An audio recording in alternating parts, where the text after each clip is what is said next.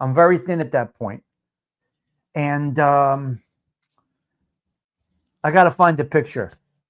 It's in my discovery. It's in my file, my discovery, but you can't find this stuff online. I don't know why my stuff, you can't find it online, but there's certain things you don't say anything. You don't fucking say anything. You don't say anything. And I'm gonna go over a couple of videos here just to show you a little bit.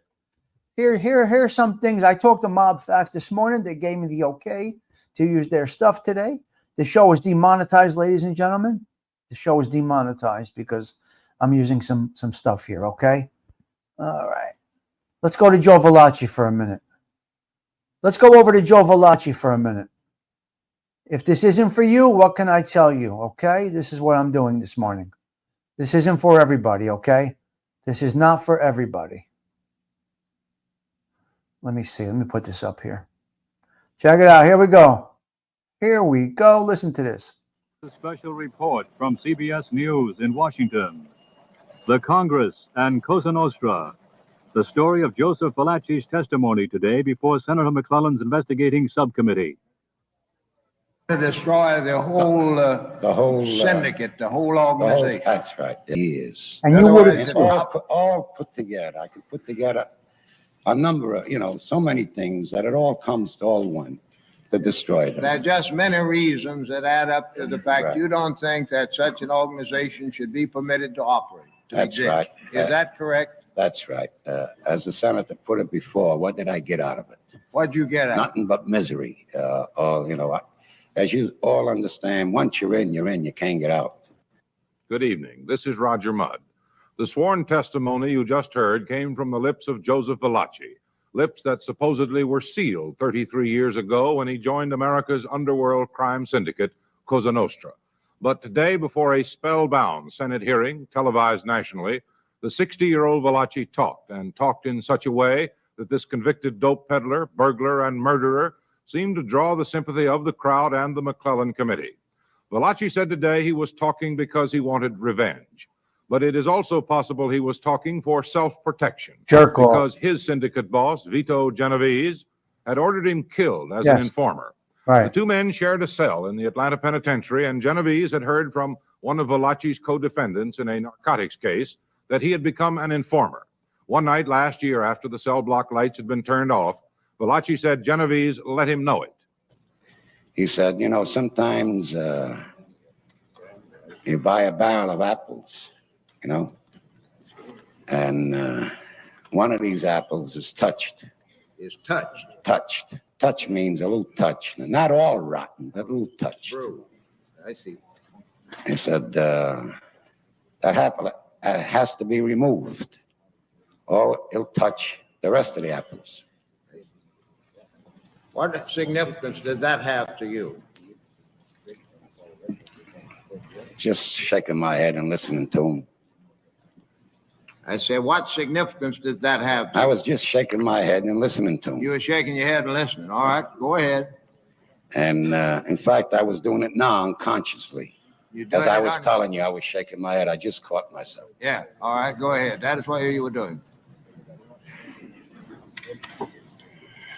So with that, he says, I think we go to sleep. He got up and he said, grabbed my hand and he gave me a kiss. Grabbed your hand and gave you a kiss? He gave me a kiss. Yeah? So I turned around and I gave him a kiss on the other side. Yeah? And, is that some ritual that goes along in your organization? No, this is a suspicious kiss. This is a suspicious kiss. Very well. Very well, go ahead. So with that, I sleep on the left bottom bunk, and Ralph sleeps on the right bottom bunk. See, we have one bunk on top of the other, see. Ralph mumbled under his breath, the kiss of death. Ralph Wagner mumbled that. Yeah. I see. I ignored them. You ignored it. Go ahead. Naturally, I lay down and trying to figure out all night, And I even noticed he used to take peeps to see if I was asleep, because he was across me, see? Wow. Tito Genovese. Well, Interesting. I must admit I was upset. Did you know what Genovese was talking about at that time when Not yet. you didn't yet know? No. But it had a meaning to you. Oh, yeah. As I said, you know. You knew It's a what it meant, suspicious but kiss. you didn't know why he did it. Yeah. Well, look, an outsider got wise, Senator. A what? An outsider, like Ralph. Yeah. He got wise. He was right. He even was wise. So what ain't I supposed to be smart? You know? Yeah. In other words, May I ask you, Senator Curtis here suggests, and I think as Yeah. well, did you at the time accept and regard that as a kiss of death? yeah, but that's why I say I didn't answer Ralph. That's the reason why I said that. But I didn't think the kid would get it. You didn't think the kid would get it. But Right. the kid got it. Even. He got it. So And would it be? how can I miss when he got it? Yeah. All right, Right. I don't think you missed. But, yeah, I what, just one can't. other not you. Oh my One God. other. Now, you're kissing him in return. Is that a practice? It was to make him understand I was smart to him. You were what? Smart to him on that kiss. That's why I kissed him back. He was smart. He understood what he meant. You see these you- fucking more than nothing metagons? out of that. You can't even understand. Can't even understand what he said. Smart. You couldn't understand that he said smart? He has a little bit of an accent. He got the kiss of death. He got the kiss of death. But he's given the kiss of death. That's what kills me about these motherfuckers. I come out, and actually I was really And listen, guys, Mob Facts gave me permission today, okay? If somebody could please drop Mob Facts' channel in there, please give a sub, go over there, leave a comment. I would definitely appreciate that. They gave us the permission to use this content today, guys. Somebody please drop Mob Facts. I would appreciate you guys going over there, dropping a comment from the social club. He gave us permission this morning to do this. at a state I didn't know what to do. I walked up and Were down. you in a state of fear, Yeah. afraid for your life? I walked up and down about once, twice. AOV, yes. AOV, it's in the public domain. It's just the way that Mob Facts puts it together. He puts bits and pieces together, ALV. He slows it down or speeds it up so he don't get a copyright. Sure, it's in the public domain, but you have to put the content together. Thank you, Delilah. Guys, please go sub over to Mob Facts if you don't mind. Yeah, you could smoke in those days, sure. Thank you, thank you, thank you. Everybody hated this guy. Go ahead. I made one lap of a distance of about 4 blocks. The yard is about, I say, 4 blocks long. Then I made another lap, and then I made another one, and then on my way back, I spot Joe Beck. I could have spotted Mike Capola. I could have spotted any one of these guys. Wouldn't have made any difference to me. Well, it happened to be near a construction. And as soon as I saw him, I don't know what I thought I found. Where were you on your way to at the time? Well, I was on my way from walking. Now, I found him in front of me. You found him in front of you. In front of me, yeah. And who was behind you? Well, he was walking with another guy. See? And right away, I saw the pipe. I grabbed the pipe, and I went to wake on Joe Beck. At least, that's what I thought it was. You saw a man you thought was Joe Beck. Right, Right in front of you. right. One of these that you understood were under orders to kill you. Right. You honestly believe that they were under orders from Genovese to kill you there in prison? Yes, 100%, Senator. 100%. Yes, So when you saw Joe Beck, who you thought was Joe Beck in front of right. you, you did what? I hit him on the head with the pipe. And Then a piece of iron pipe from the construction job there? well, yeah, they were building a new industry at this particular place of the yard, you know, near the end of the ball stand, a grandstand. And you hit him with that pipe? Yeah, More than once? about 3 times. About 3 times. Very hard. Very hard. Yeah. Then what did you do? Well, then I saw a couple of guys running towards me, but I didn't know who they were. See, in my excitement, I could see people, but I can't make them. See, You were in a frenzy, I guess, at that time, weren't you? Yeah, I wouldn't know how to explain it, Senator. I could You see don't know how to explain it. Yeah, I could see the people, because I must tell you that as I found out in the hole after from other inmates who these 3 people were. You didn't know at that time, though? No, all I know, they were rushing for me, and I rushed for them. I let go of that guy, and I rushed at them, and they rushed back. It went on like that. You started at them with the pipe, and they went back. I went at them, yeah. All right, go ahead. In other words, they made about 2 attempts before the officer come over. See? Now, when the officer come over, he wanted to take the pipe off me. I don't know, you don't get this pipe. I said, I'll walk to the Associated Warden's office, but you don't take this pipe from me. You weren't going to let him take the pipe. Well, I can't tell him. There's a couple of guys trying to get me. You didn't have time to tell him that, did I think if I hand him the pipe, them guys may come at me. So every now and then I'm looking behind as I'm walking with the officer. You walked on with the officer to where? All the the way- warden's office? All the way to the Associated Warden's office. The Associated Warden's office. Yeah. And then what happened about him telling you who you had actually assaulted? He showed me a picture. He showed you a picture. That Yeah. is the Associate Warden? Yes, I still don't remember his name. A picture he showed me, I think it was not a cup, first picture he showed me. I said to him, who's this? He says, that's the guy you intended to hit.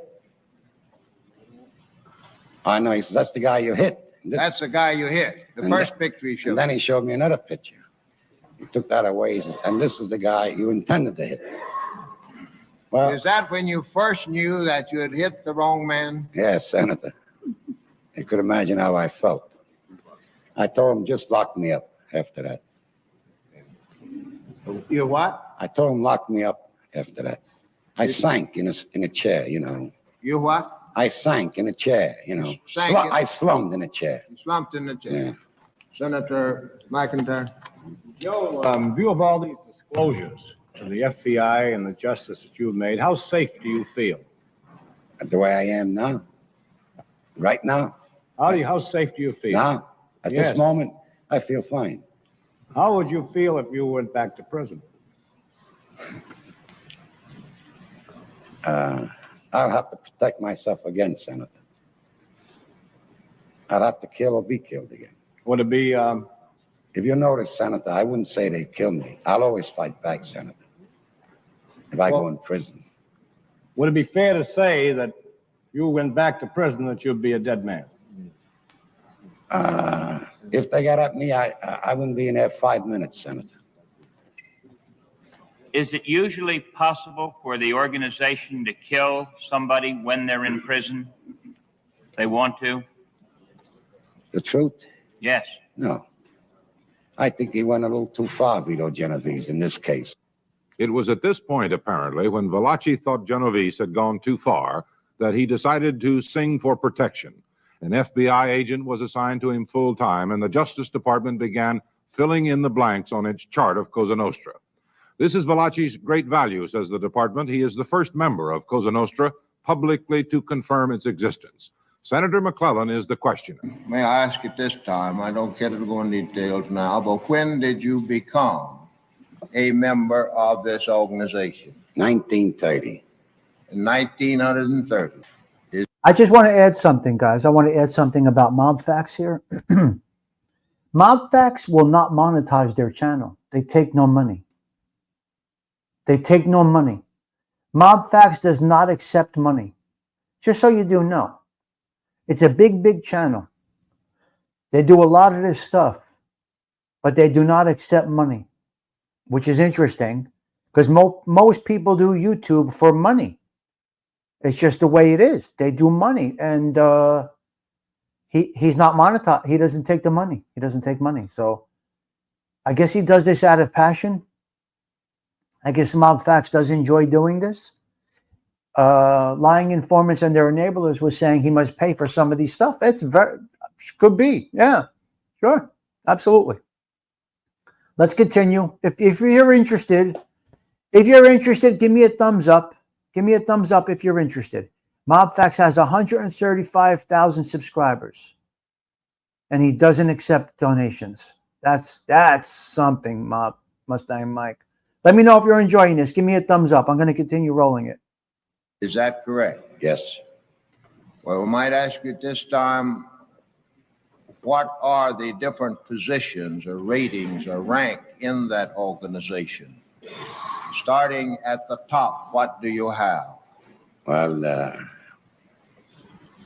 we have what we call agrumiación. That's sort of like in English, you would express it as a commission. Then we have... That is, as of now, you have the commission. But in the past, when the time you joined it, what did you have? Well, they used to have what we call the boss of all bosses. The boss of all bosses. All right. And we had the individual bosses of the individual family. Then we had an underboss. Then we have what we call a cabarigine, which is a lieutenant. And we have what we call soldiers. Soldiers? Soldiers. Are they also called button men? Well, on the outside, they call them button men. So on the outside, but in the organization, they're called soldiers. Right. So you had the boss of all bosses, then the boss of a family, then the underboss of a family, and then the lieutenants. No, I meant to say, you want that in Italian too? Well, yeah. Usottagaba is the expression of the underboss. All right, what is the expression of the lieutenant? Cabarigine. All right, now what's the expression of the button men or soldiers? Soldiers. Just soldiers. Just soldiers, amongst our own organization. So those were the ranks or levels in the organization. Yes. You say now, however, there is a commission. Does it now have a boss of all bosses? No, no more boss of all bosses. They have what you call a consigliere. A consigliere. A consigliere is like, and we put it, I put it to you this way. Charlie Luciano, Charlie Lucky put it in effect, a member of 6 to protect the soldiers. Because if a lieutenant in the old days had it in for a soldier, or you want to pick on the soldier, he could, he would make up stories. And to protect the soldier, they formed this, what we call consigliere. In case of soldiers accused about something, well, then the lieutenant or whoever it may be must bring up charges on him. In other words, that is something that's settled within each family. Right.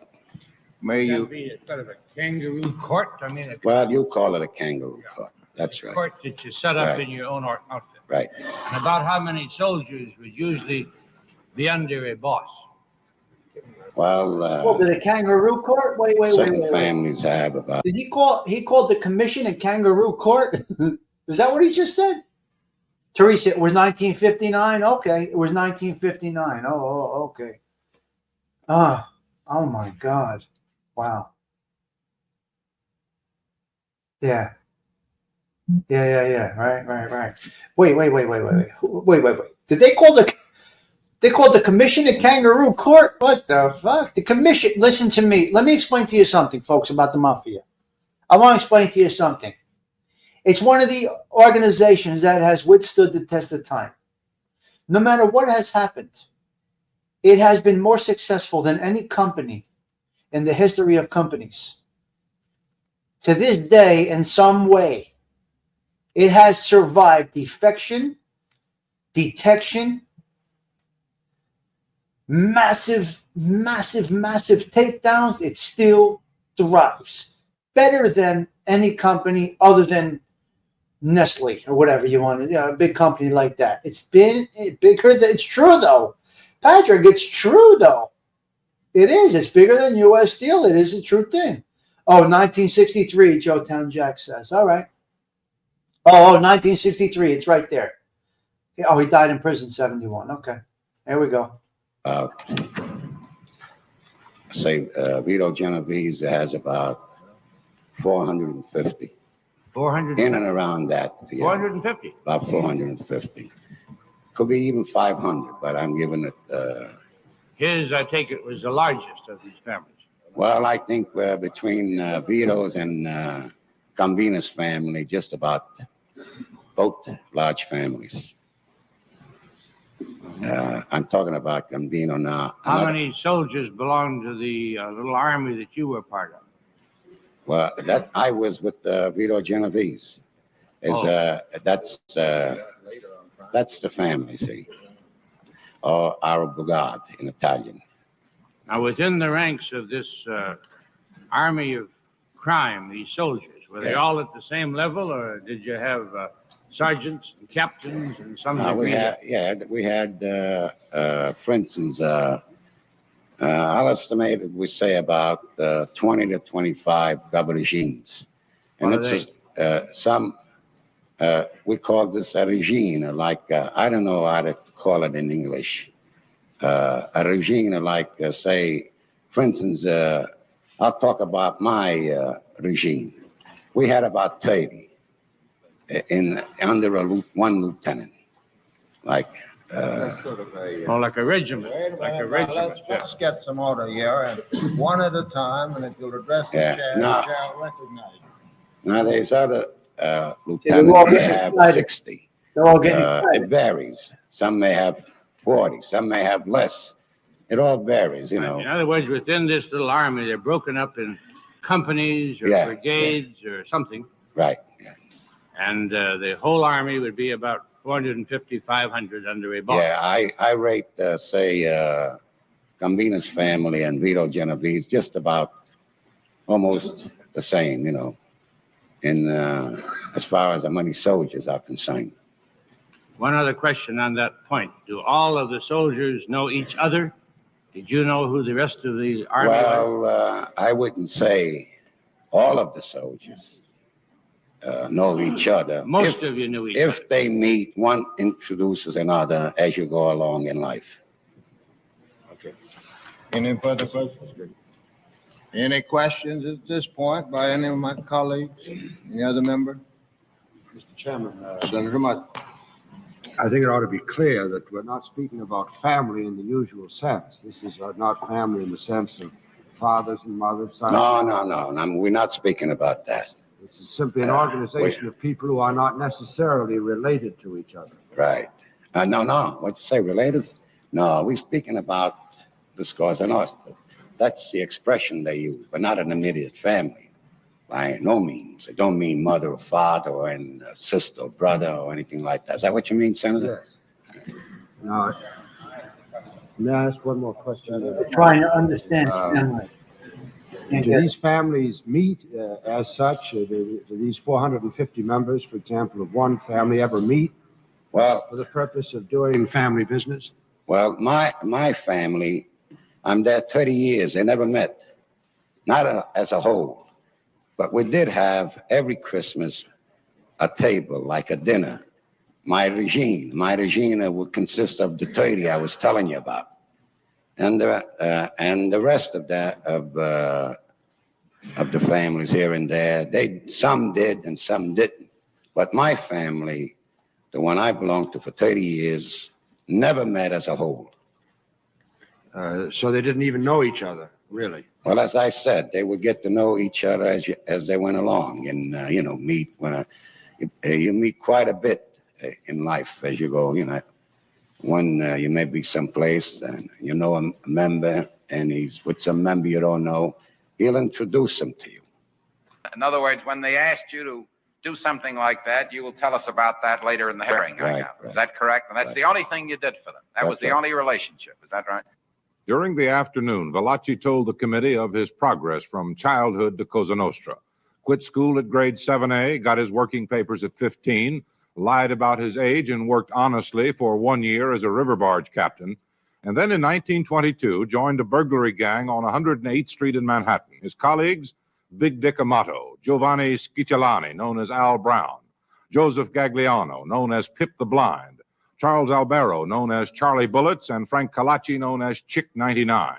Committee counsel Jerry Adlerman is the questioner. Now, what type of burglary did you engage in at that time? Could you describe what the Yes, we were Mob Facts, thanks for stopping in. Appreciate you coming in. If somebody could find that, please drop that for Mob Facts if you don't mind. I have a couple more I'm going to show, but Mob Facts, nice to see you. We appreciate your content. It is incredible. It is incredible. You do a great job. It is appreciated. We thank you over here. We thank you over here. We know you put a lot of work into it. We know you don't do the monetization thing, so we want to show you our appreciation to you. So thank you. Yes. Good stuff. Good stuff. Yes. Pleasure having you. Pleasure having you. Good man. Good people right there. I love it. I love it. Listen, these channels are going to keep growing. I'm telling you. They're good channels. It's unbelievable. Okay, thank you. Thank you, ALV. Guys, and I'm going to try to put that in this description or the comments after. ALV, if you don't mind, after, if you remember, either send me over that link, text it to me so I could drop it in the comments afterwards. Yes, excellent. They follow, Mob Facts. They follow. Excellent, excellent. Yeah, I can't monetize it. It wouldn't be right for me to make money off it. You see, that's a true content creator right there. Look at that. You're never going to find that. You're never going to find an individual like this. It wouldn't be fair to make money off of that. That is incredible. That is incredible. Wow. That really is interesting, right? I mean, well, it's unbelievable. All right, let's play it. Let's continue. We were crashing windows and jewelry windows or fur windows, taking expensive furs and suits, silk, in that line. Now, what area were you crashing? You mean what particular area? Any part of the city. Well, did you specialize in any areas like Madison Avenue or Lexington Avenue or Tremont Avenue or something? If you want to get, good coats, you had to go to Fifth Avenue or 6th Avenue or Madison Avenue. I see. And what would be the nature of the operation? How would you engage in this operation? Well, we used to throw a milk can in the window. We started that way and grab the coats and run and get in the car and go. Did you use a car to do that? Yeah, we developed a name. The police called us Minutemen. Why? Why did they call you the Minutemen? Because we got away from the burglary either in a minute's time or less. Because these stores, most of them had what we call homes protection. And they take about 5 to 7 minutes. Did you ever time them to before you made a real attempt? How would you do that? Well, I threw a brick in a window on 25th Street once because the patrol office was at 125th Street West. And I had something in mind on 125th Street East. So I threw a brick in to see how long it'd take them to come. Did you time them? Yeah, about 5 minutes. And then you felt safe, and if you could do well, I in know less we can than get that away time. from there in less than a minute or a minute. How many of these type of robberies would you? Well, they had to do be in a real week criminals, see? At that time, A couple of weeks. 2, 2, 3. any more than 3? Well, according to how the weather was. And what was your function in the? I used to drive all the time. You had a reputation as a driver of the getaway car. Yes. And did you have your car specially equipped in any way? I used to get a special pinion gear for second speed, just second speed. Just the second speed. Yeah. And you used to have a second gear specially installed. Yeah, well, at that time, the mechanic used to call it a special pinion gear. which instead of this big, would be this big. This would be geared up in second gear a little higher so you can get away faster. That will pick up faster. You could go about how fast in that? Well, at that time, 60 miles an hour in second was a lot of speed. That was a hot car. That was a lot of speed at that Never time. saw the movie, said Charlie. Well, at this time now, we're not crashing windows anymore. They getting in through the front doors. They discovered, some kind of tools, and we jimming what we use an expression, jimming in the doors. And one of the tools broke, and they come over and asked me if we got time to go back to Harlem. I said, sure, get in the car. As we were riding, I only heard one shot, and I was shot in the head. You were shot in the back of the head? Back of the head, yeah. All right. Now, do you know what the gang did with you at that time? Yeah, well, naturally, I found out after. I was told that Charlie Bullets took the wheel. They put me in the back of the car, and Charlie Bullets took the wheel. And they placed me in a street at 114th Street, Pleasant Avenue. And they fired about 5-6 shots in the air. What was the purpose of firing these shots? Well, this way, when they picked me up, and the authorities would feel that I was shot in 114th Street. In other words, they pretended to shoot. They shot 6 bullets or 6 shots in the air, and then they felt that the authorities would feel that somebody tried to rub you out or kill you. Was that the idea? And this way would... Okay, we're going to go over to the one that he posted take the yesterday. attraction away from 174th Street and St. Nicholas Avenue. I see. Well, what happened as a result? For one brief moment today. They told me they gave the doctor $2,500. Valachi resumes his public testimony Tuesday. After watching him for almost 4 hours today, it's easy to become sympathetic to him. His Damon Runyon aura, his fascinating glimpses into an unknown world, his defiance of a semi-military terrorist organization. But there is another side. As Committee Counsel Adlerman said today, there are so many murders, we can't do them all. We have to be selective. This is Roger Mudd in Washington. Good night. The Congress and Cosa Nostra.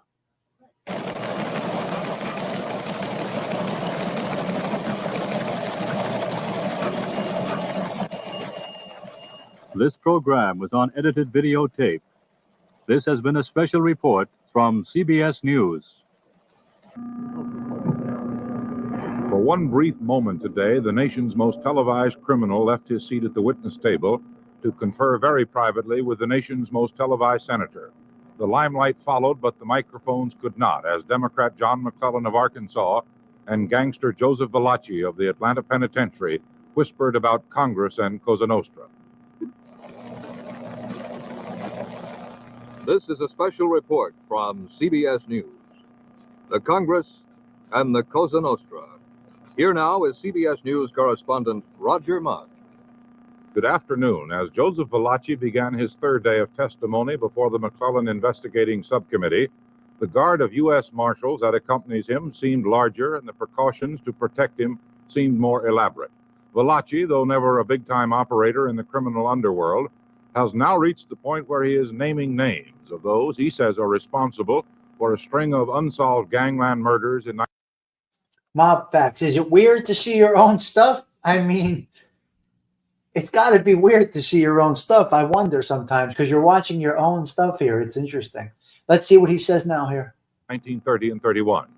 Yesterday, Valachi fingered one Girolamo Santuccio, alias Bobby Doyle of Stamford, Connecticut, as the killer of the gang boss Joseph Pinzola. But this morning when the hearing opened, Abraham Ribicoff, the junior senator from Connecticut, was waiting to correct the record. Yesterday, when Mr. Valachi testified, he identified a man by the name of Bobby Doyle of Stamford, Connecticut. I received a call last night from from a Robert Doyle of Stamford. Just by coincidence, there's only one Robert Doyle in Stamford. Robert Doyle of Stamford is 45 years of age. In 1930, he was 12 years old. He is 6'6". He is of Irish extraction. His father's name... I went to the bed, Senator. I see. I didn't understand what you did. I was trying to tell him I went to the bats in Arkansas. Oppose anyone for the Cosa Nostra? Oh, yes, I did. Were you ever present to you by Senator, I never heard of Omaha. In Arkansas. Did you get cleaned up down there? Yeah.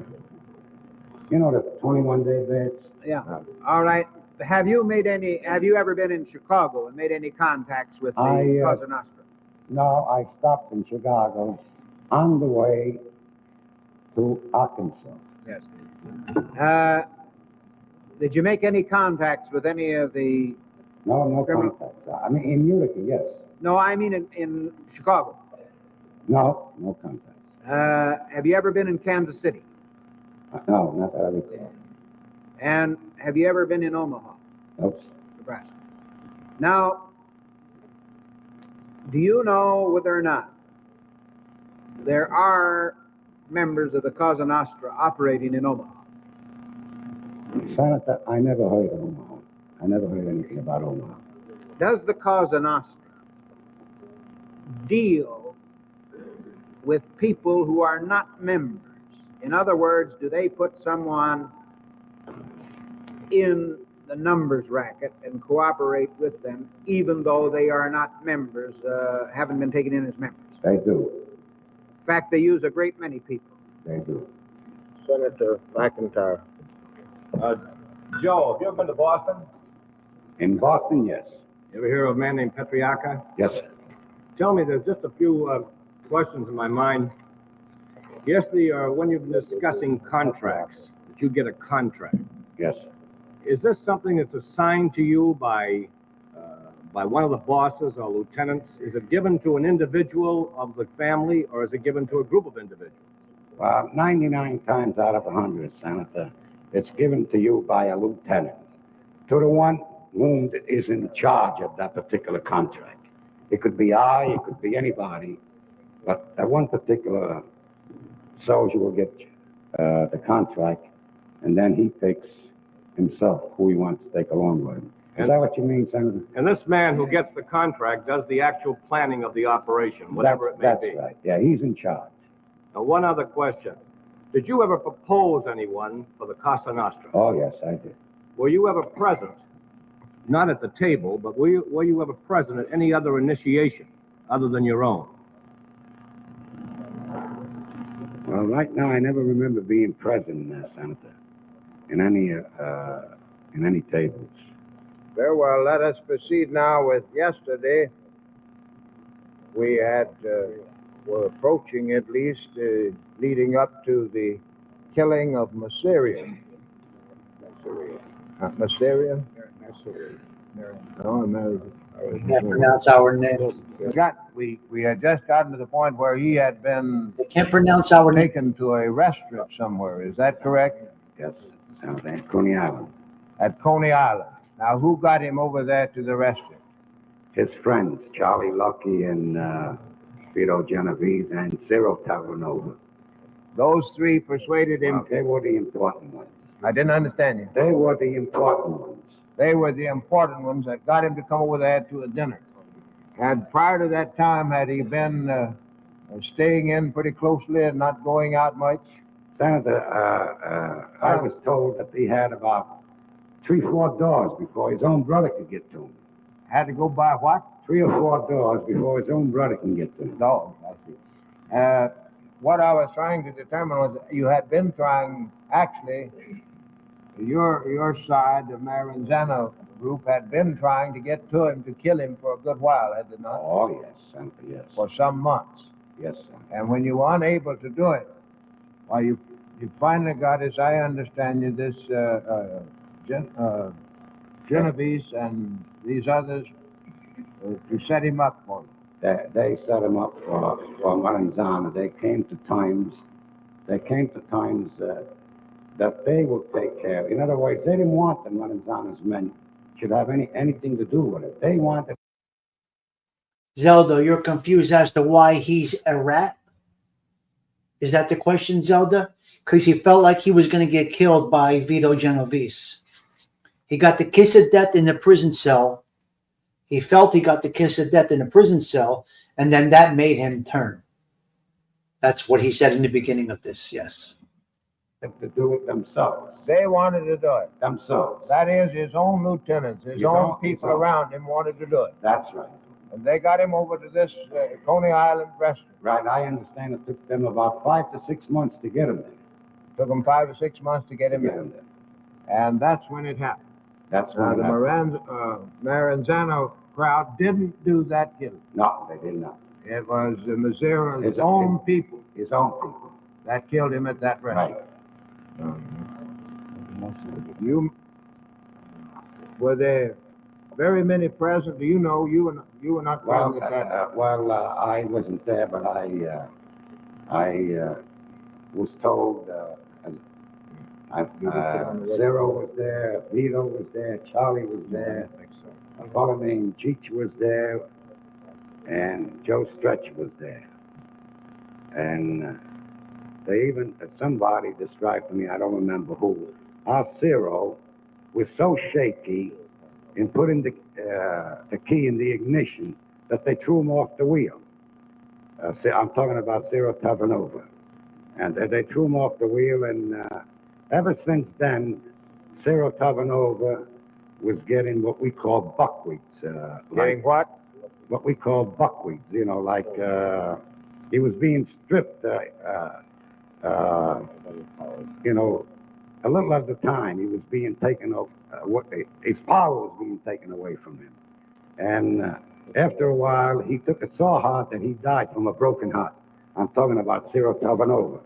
He kind of lost face, did he, with his... Yes, and they replaced him at that time with Mike Capola. In other words, they felt that he didn't have enough nerve. Well, yes, he sort of put it this way, he disgraced himself. He disgraced himself. Couldn't get the key.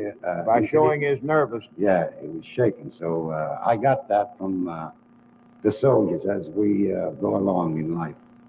You started to tell us the details of the killing of Mazeria as it was told to you. Was that Senator? You started to tell us the details of the killing at the Coney Island restaurant. You were not there. He was killed by his own lieutenants. But you said you were told what took place. That's right. Well, you related to us as it was told to you. That's right. Do that. That's right. Go ahead. I was told, naturally, about 5 days after that, there was peace. You know, now we're closing this war. And I was told, now the first story I heard was about Zero, as I explained to you about him shaking, putting the key in the ignition, and it wasn't about maybe, I don't think he lasted more than about a year. No, what I'm trying to find out, was he shot? Was he bombed? Was he struck with a blade? How was he killed? You're talking about Joe Massari? That is correct. Oh, I thought you were talking about Sarah. Yeah, he was shot. He was shot. In the restaurant? In the restaurant. Walking in by surprise? No. They were sitting down. They talked a while, and in the course of, you know, having conversation in between, maybe a half hour, an hour, I don't know how long it lasted. They shot him in this time. Any of them caught? No, not that I know of. No one was caught. Unsolved crime as far as you know? As far as I know, yes. Okay. What did the records of the New York Police Force show about it? Show that at 3:30 p.m. on April 15th, 1931, Giuseppe Masseria, alias Joe the Boss, last known to have resided at 65 2nd Avenue, New York City, while sitting in a restaurant at 2715 West 15th Street in the Coney Island section of Brooklyn, was shot in the back and head by unknown persons who escaped. The cause of death were 6 gunshot wounds of the head and body.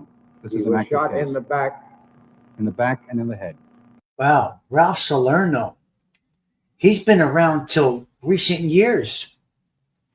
Ralph Salerno, I remember him as an investigator. Wow. I can't believe he was at this hearing. He was still around. He might even still be alive, this guy, Ralph Salerno. I remember him years later, seeing him on the news and stuff, and specials. Wow. In the back and in the head. Obviously, his assailant then was, he had his back to his assailant. It would appear that way, sir, yes. So it was in a restaurant.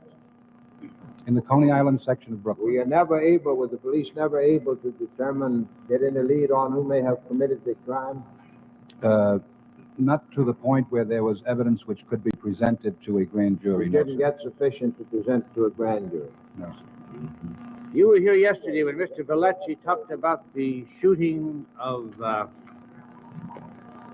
Baker, I believe it was, the fellow who you shot him, or the fellows who were doing the painting. Who was it you shot from there? You didn't shoot him, but who was shot? Joe Baker. Baker. You were here when he described that murder, were you? Yes, sir. And he said there were 3 painters in there. Yes, sir. I was wondering whether or not you had been able to contact those painters. At this time, sir, no. Yeah. No, Because it seemed this is a pretty hot lead. Painters go on assignment. You could find out from the records of the painting company who they were. They would be able to have some kind of identification of the 3 people described by Mr. Valachi. The painters saw the murderers, did they not, Mr. Witness? Oh, yeah, they were Yes. there. I just wondered if you had a report for the committee on that. No, you see, Senator... That's pretty fast work. I know that. I wouldn't expect it. As I have explained, these are all active cases. Yeah. In view of the new leads which have been recently made available, these cases are under active investigation now. And because of that, the district attorneys in the counties concerned, there are 5 counties in New York City, they have indicated that they would like us to cooperate with the committee to the extent of identifying the homicides which are spoken of, but they prefer that we do not go into any detail concerning these active investigations at this time, because it might possibly prejudice the case. Okay. Mr. Chairman, I'd like to ask Mr. Valachi, why weren't these 3 painters who were eyewitnesses to the murder, why weren't they killed? We never even dreamed about them, Senator.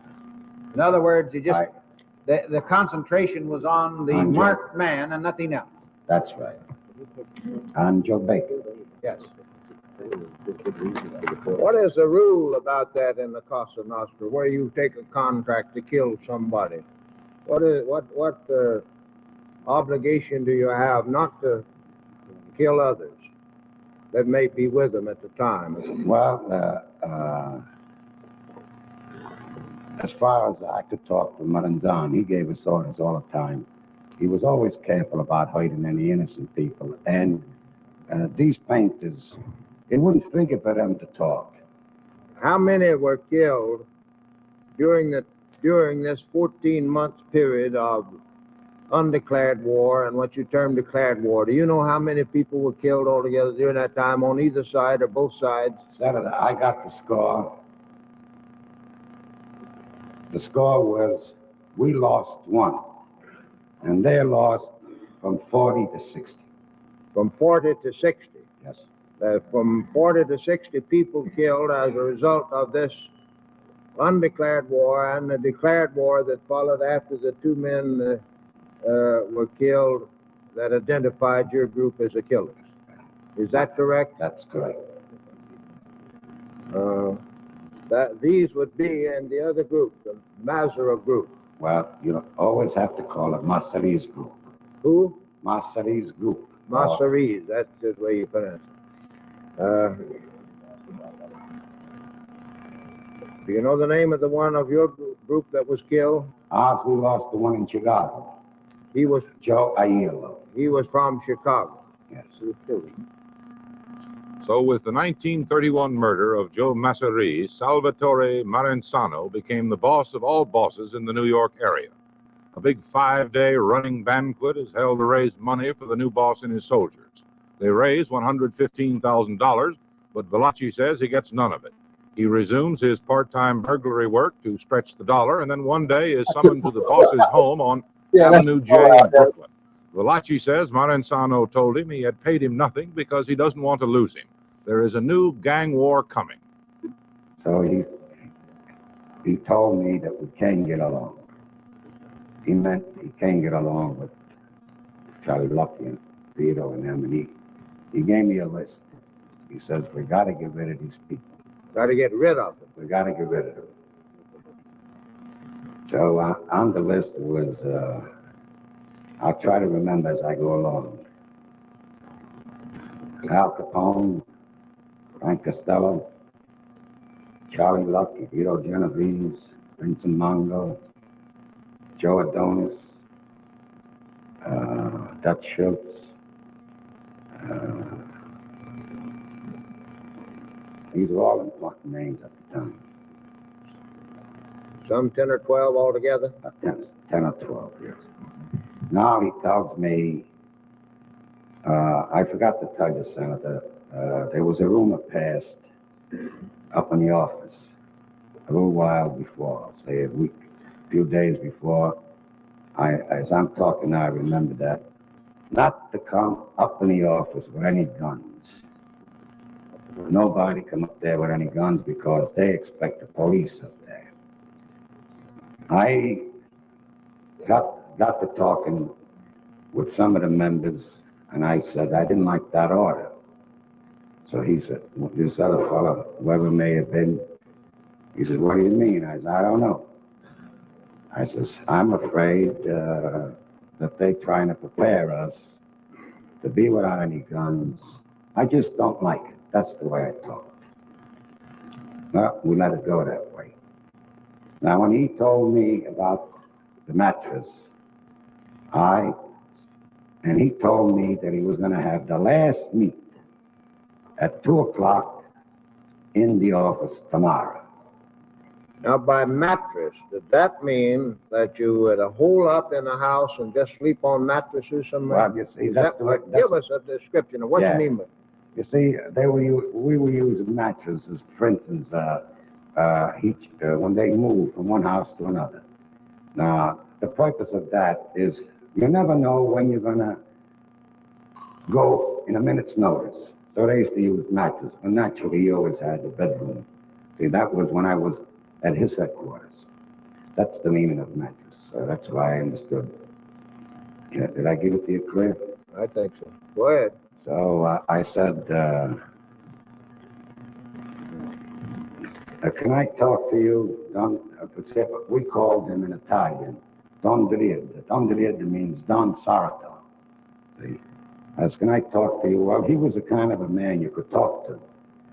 He wasn't the kind of a man that he thought he was a general and you can't say anything to him, see? I said, can I talk to you? I said, look, after all, if I lose you, I'm out in the street. I got all reasons to worry.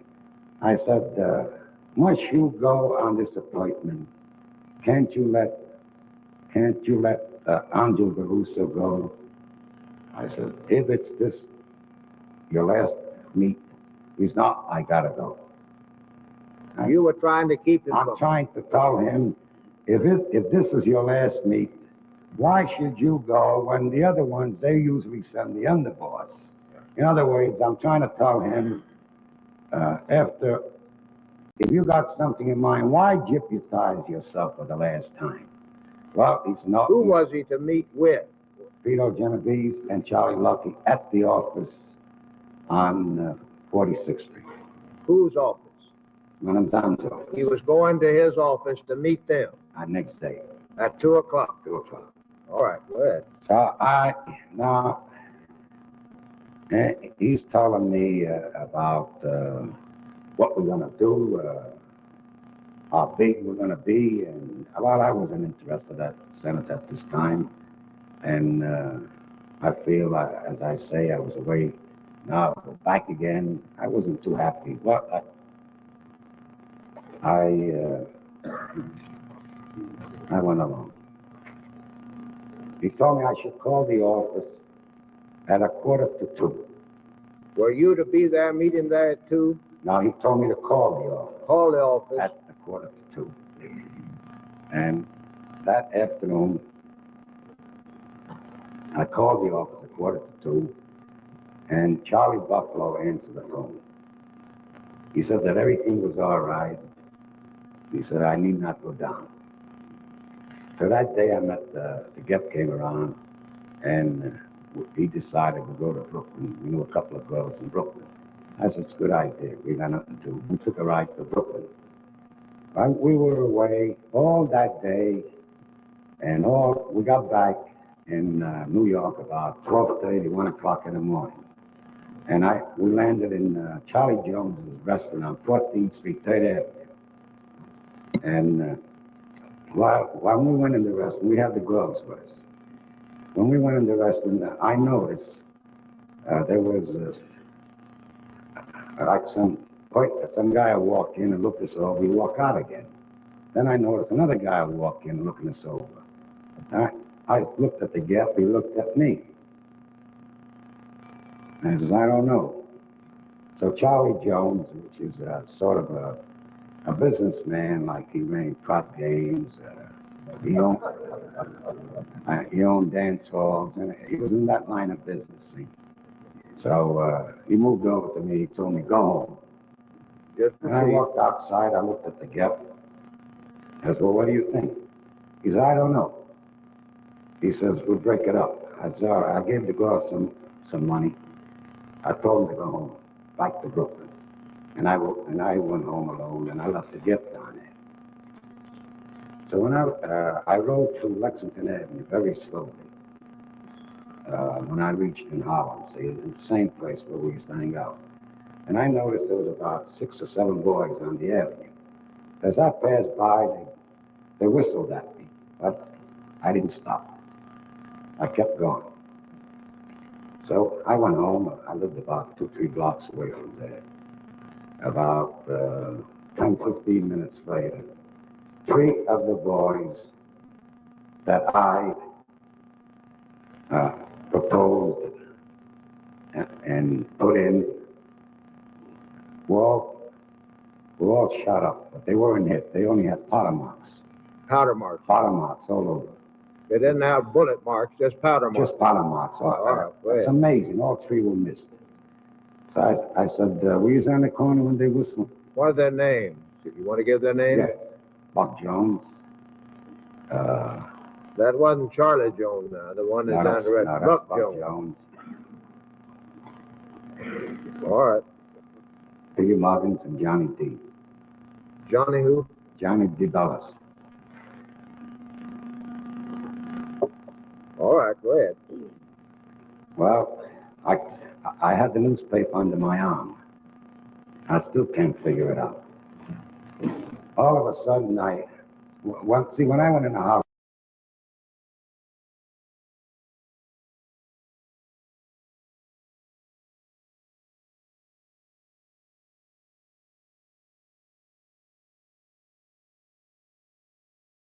I was laying on a couch trying to figure out these moves. I didn't even open up the newspapers. Well, one day come in, all of a sudden I happen to look and I see headline, Park Avenue murder. Well, I jumped at it. I knew we had the office on Park Avenue. That's the first time I read about Manenzano being killed in his office that afternoon. So another boss of all bosses was dead and another power struggle had ended. The new boss who emerged at Valachi was Salvatore Luciano, alias Charlie Lucky, and his underboss, Vito Genovese, alias Don Vitone. During the afternoon session, Valachi was questioned more closely about the death of Maranzana. Valachi said his information, secondhand, had come from Bobby Doyle, the one from Hartford. There was 4 Jews went up there, and they posed as policemen. And he found out. Now, how he found out when he's telling me the story. And they posed as policemen. I said, you remember the time they passed the room with no guns up there? He says, yeah. Remember I was suspicious? He said, yeah. Well, they brought Maranzan in the other room, while the other 2 stood with the crowd. There was quite a crowd up there to talk business. In other words, they posed as police, showed him a badge that they want to talk business with him, you know. So he agreed. But when they got in the other room, Maranzana seemed to have gotten wise. And they intended only to cut him, not to shoot him. And Maranzana went for a pistol. He had a pistol on him. And they were forced to use a shot on him before they cut his throat. So I was running away with it. Now I correct it. Well, now you said some Jews killed him.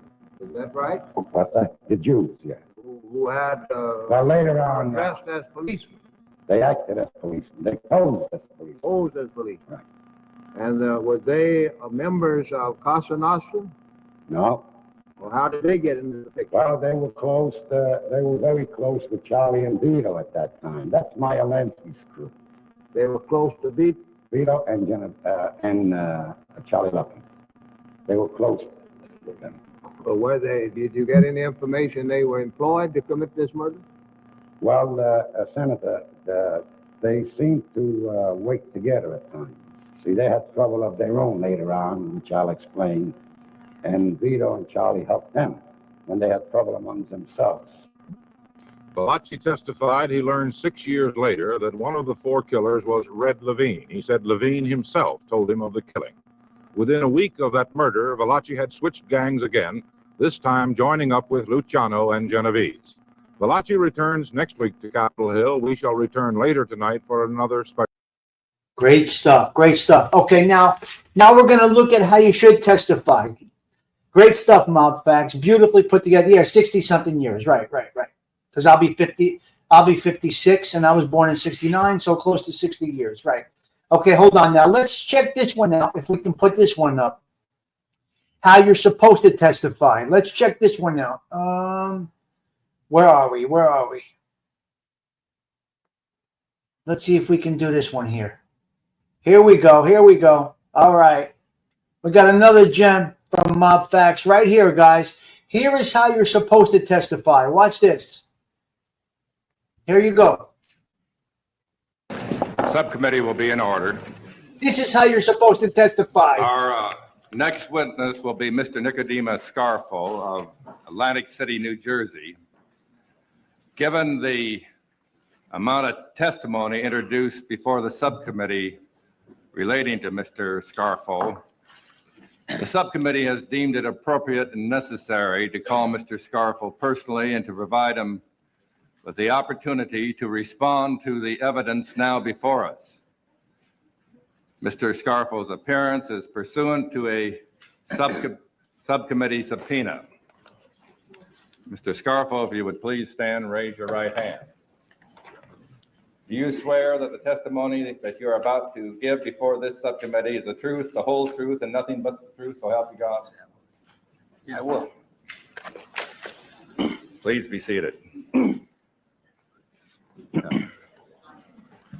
I would ask you, Mr. Scarfo, in addition to giving your name and address, that you introduce your counsel.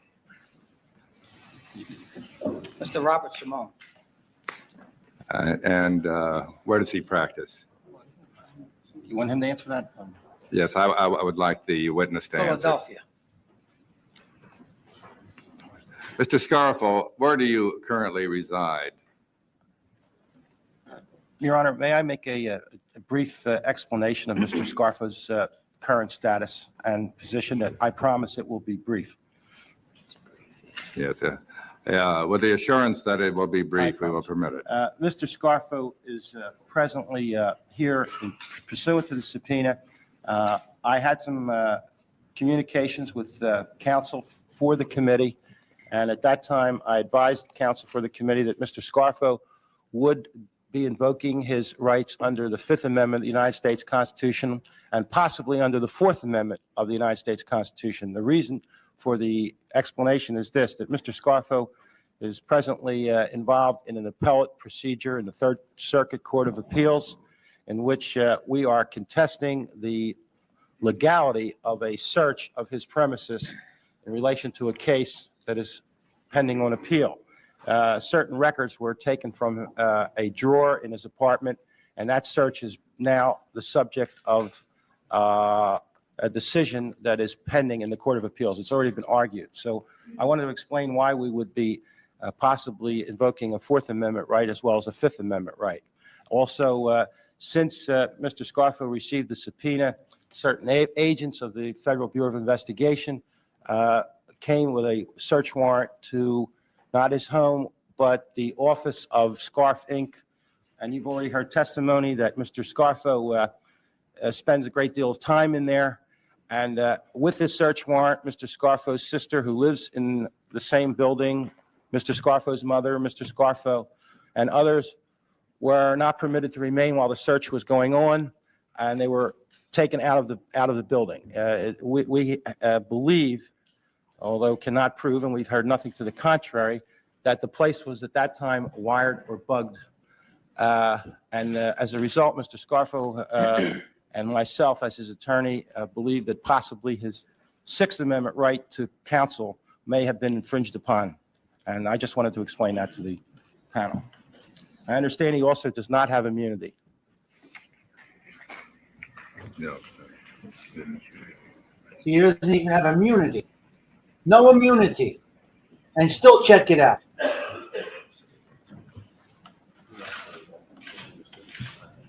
Yes. First, I confirm that Mr. Scarfo does not have immunity. But we intend to proceed with the questions, and of course, you can take appropriate action, and we will review AOB, your are you still here? AOB, are you objections still here? at that time. When they say he doesn't have immunity, that means he must answer or he can't invoke his amendments. Not having immunity means he had a report, which means he would have gone to jail if he didn't report. That's what I'm getting. That's what I'm getting. Mr. Scarfo, where do you currently reside? You can answer that question. 26 North Georgia Avenue, Atlantic City, New Jersey. Have you ever been convicted of a crime? I invoke my right under the Fifth Amendment of the United States Constitution and decline to answer the question. Want me to continue? What do you do for a living? I invoke my right under the Fifth Amendment of the United States Constitution and decline to answer the question. Do you know Frank Gerace, the president of Local 54 of the Hotel and Restaurant Employee Union? Same answer, sir. What has been your relationship with Frank Gerace? Same answer, sir. Have you ever discussed Local 54 business with Frank Gerace? Same answer, sir. Excuse me, Mr. Chairman, he's giving this answer, same answer, just to save time, unless you prefer that he read his Fifth Amendment reason. Are you saying that irrespective of what the question? No, sir. He'll not irrespective of the question, but when he says same answer, he's referring to his Fifth Amendment right alone. His Fifth Amendment. Did you know Angelo Bruno and Phil Testa? Same answer, sir. What was your relationship with Bruno and Testa? Same answer, sir. Do you have any knowledge concerning the identities of anyone responsible for the murder of Angelo Bruno? Same answer, sir. Do you have any knowledge concerning the identity of anyone responsible for the murder of Phil Testa? Same answer, sir. Mr. Scarfo, why did you maintain the phone numbers of Frank Gerace and Sue Holland in a coded system of records? I refuse to answer the question on the grounds of the Fourth and Fifth Amendments of the United States Constitution. Did you know Robert Lumio? I invoke my right under the Fifth Amendment of the United States Constitution and decline to answer the question. What was your relationship with Robert Lumio? Same answer, sir.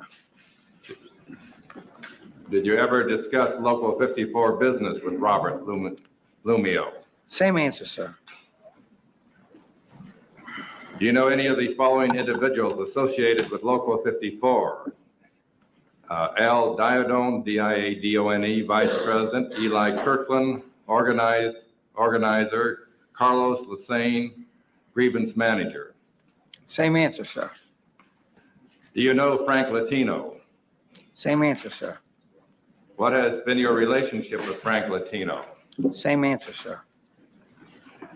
Did you ever have any discussions with Phil Testa concerning the appointment of the consigliere for the Bruno family? Same answer, sir. Do you know any members of the Genovese or Gambino crime families? Same answer, sir. Have you filed income tax returns since 1975? Same answer, sir. Senator Rutland? wonder if you might tell us about the trial that you underwent in 1980. Just tell us what you were charged with. This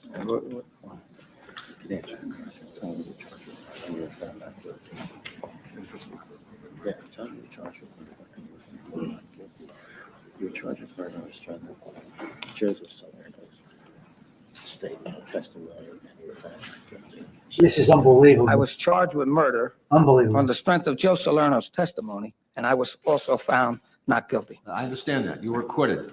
Yes. Who else was tried with you? Could you tell us that, please? Who are your fellow defendants? Lawrence Molino and Philip Leonetti, which are also acquitted. And the name of the deceased again? The man who was killed by someone? Vincent Falcone. Say again, please. Vincent Falcone. Could you spell that last name, please, just for me? The fuck? Spell it? The fuck? Falcone. And was he a friend of yours? I invoke my right under the Fifth Amendment of the United States Constitution and decline to answer the questions. And how old are you, Ms. Scarpa? 53. And 53, 2 where years were you ago. born? Brooklyn, New York. And how long have you been in the business of Scarf Incorporated? How long have you had that business?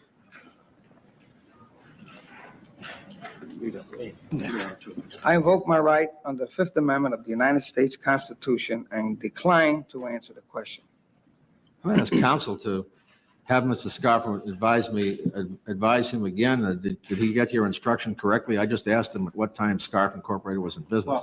Well, did he understand your? Yeah, the question presumes something that's not a fact, sir. Mr. Scarfield is not related to Scarfink. It's his nephew, Philip Leonetti. I see. So that was the testimony. I wonder if you might tell me how long the gentleman on your left, Mr. Simone, has represented you as your counsel.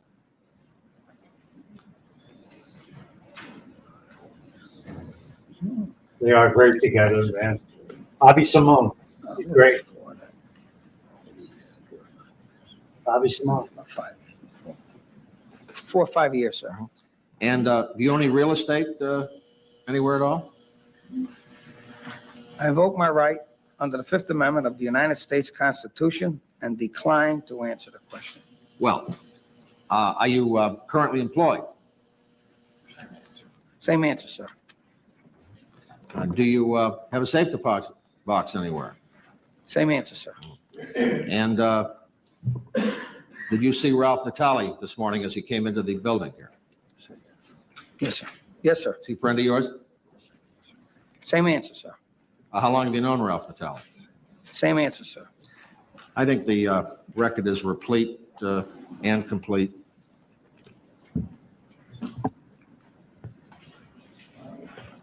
Mr. Scarfo, I have to state very plainly and bluntly that I'm disappointed. Fuck you, jerk off. Disappointed that you have answered none of the questions propounded either by Senator Rudman or myself.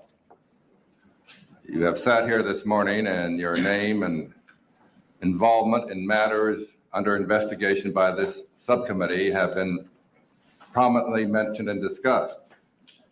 And we think it's important that you answer these questions. Fuck you, jerk off. Now, the subcommittee is going to be continuing to proceed with these investigations, and we will take your taking the Fifth and other objections under advisement.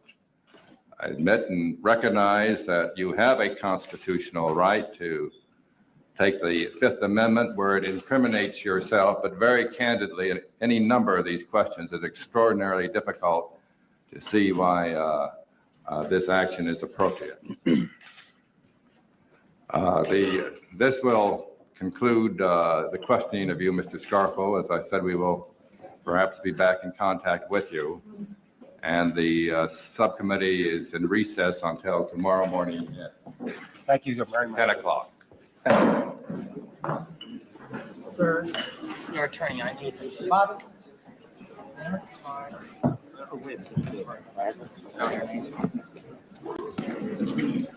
Look at that. Crazy. Hope we don't show up to you. No, man. Let's see. That's S-I-M-O-N-E. S-I-M-O-N-E and your first name.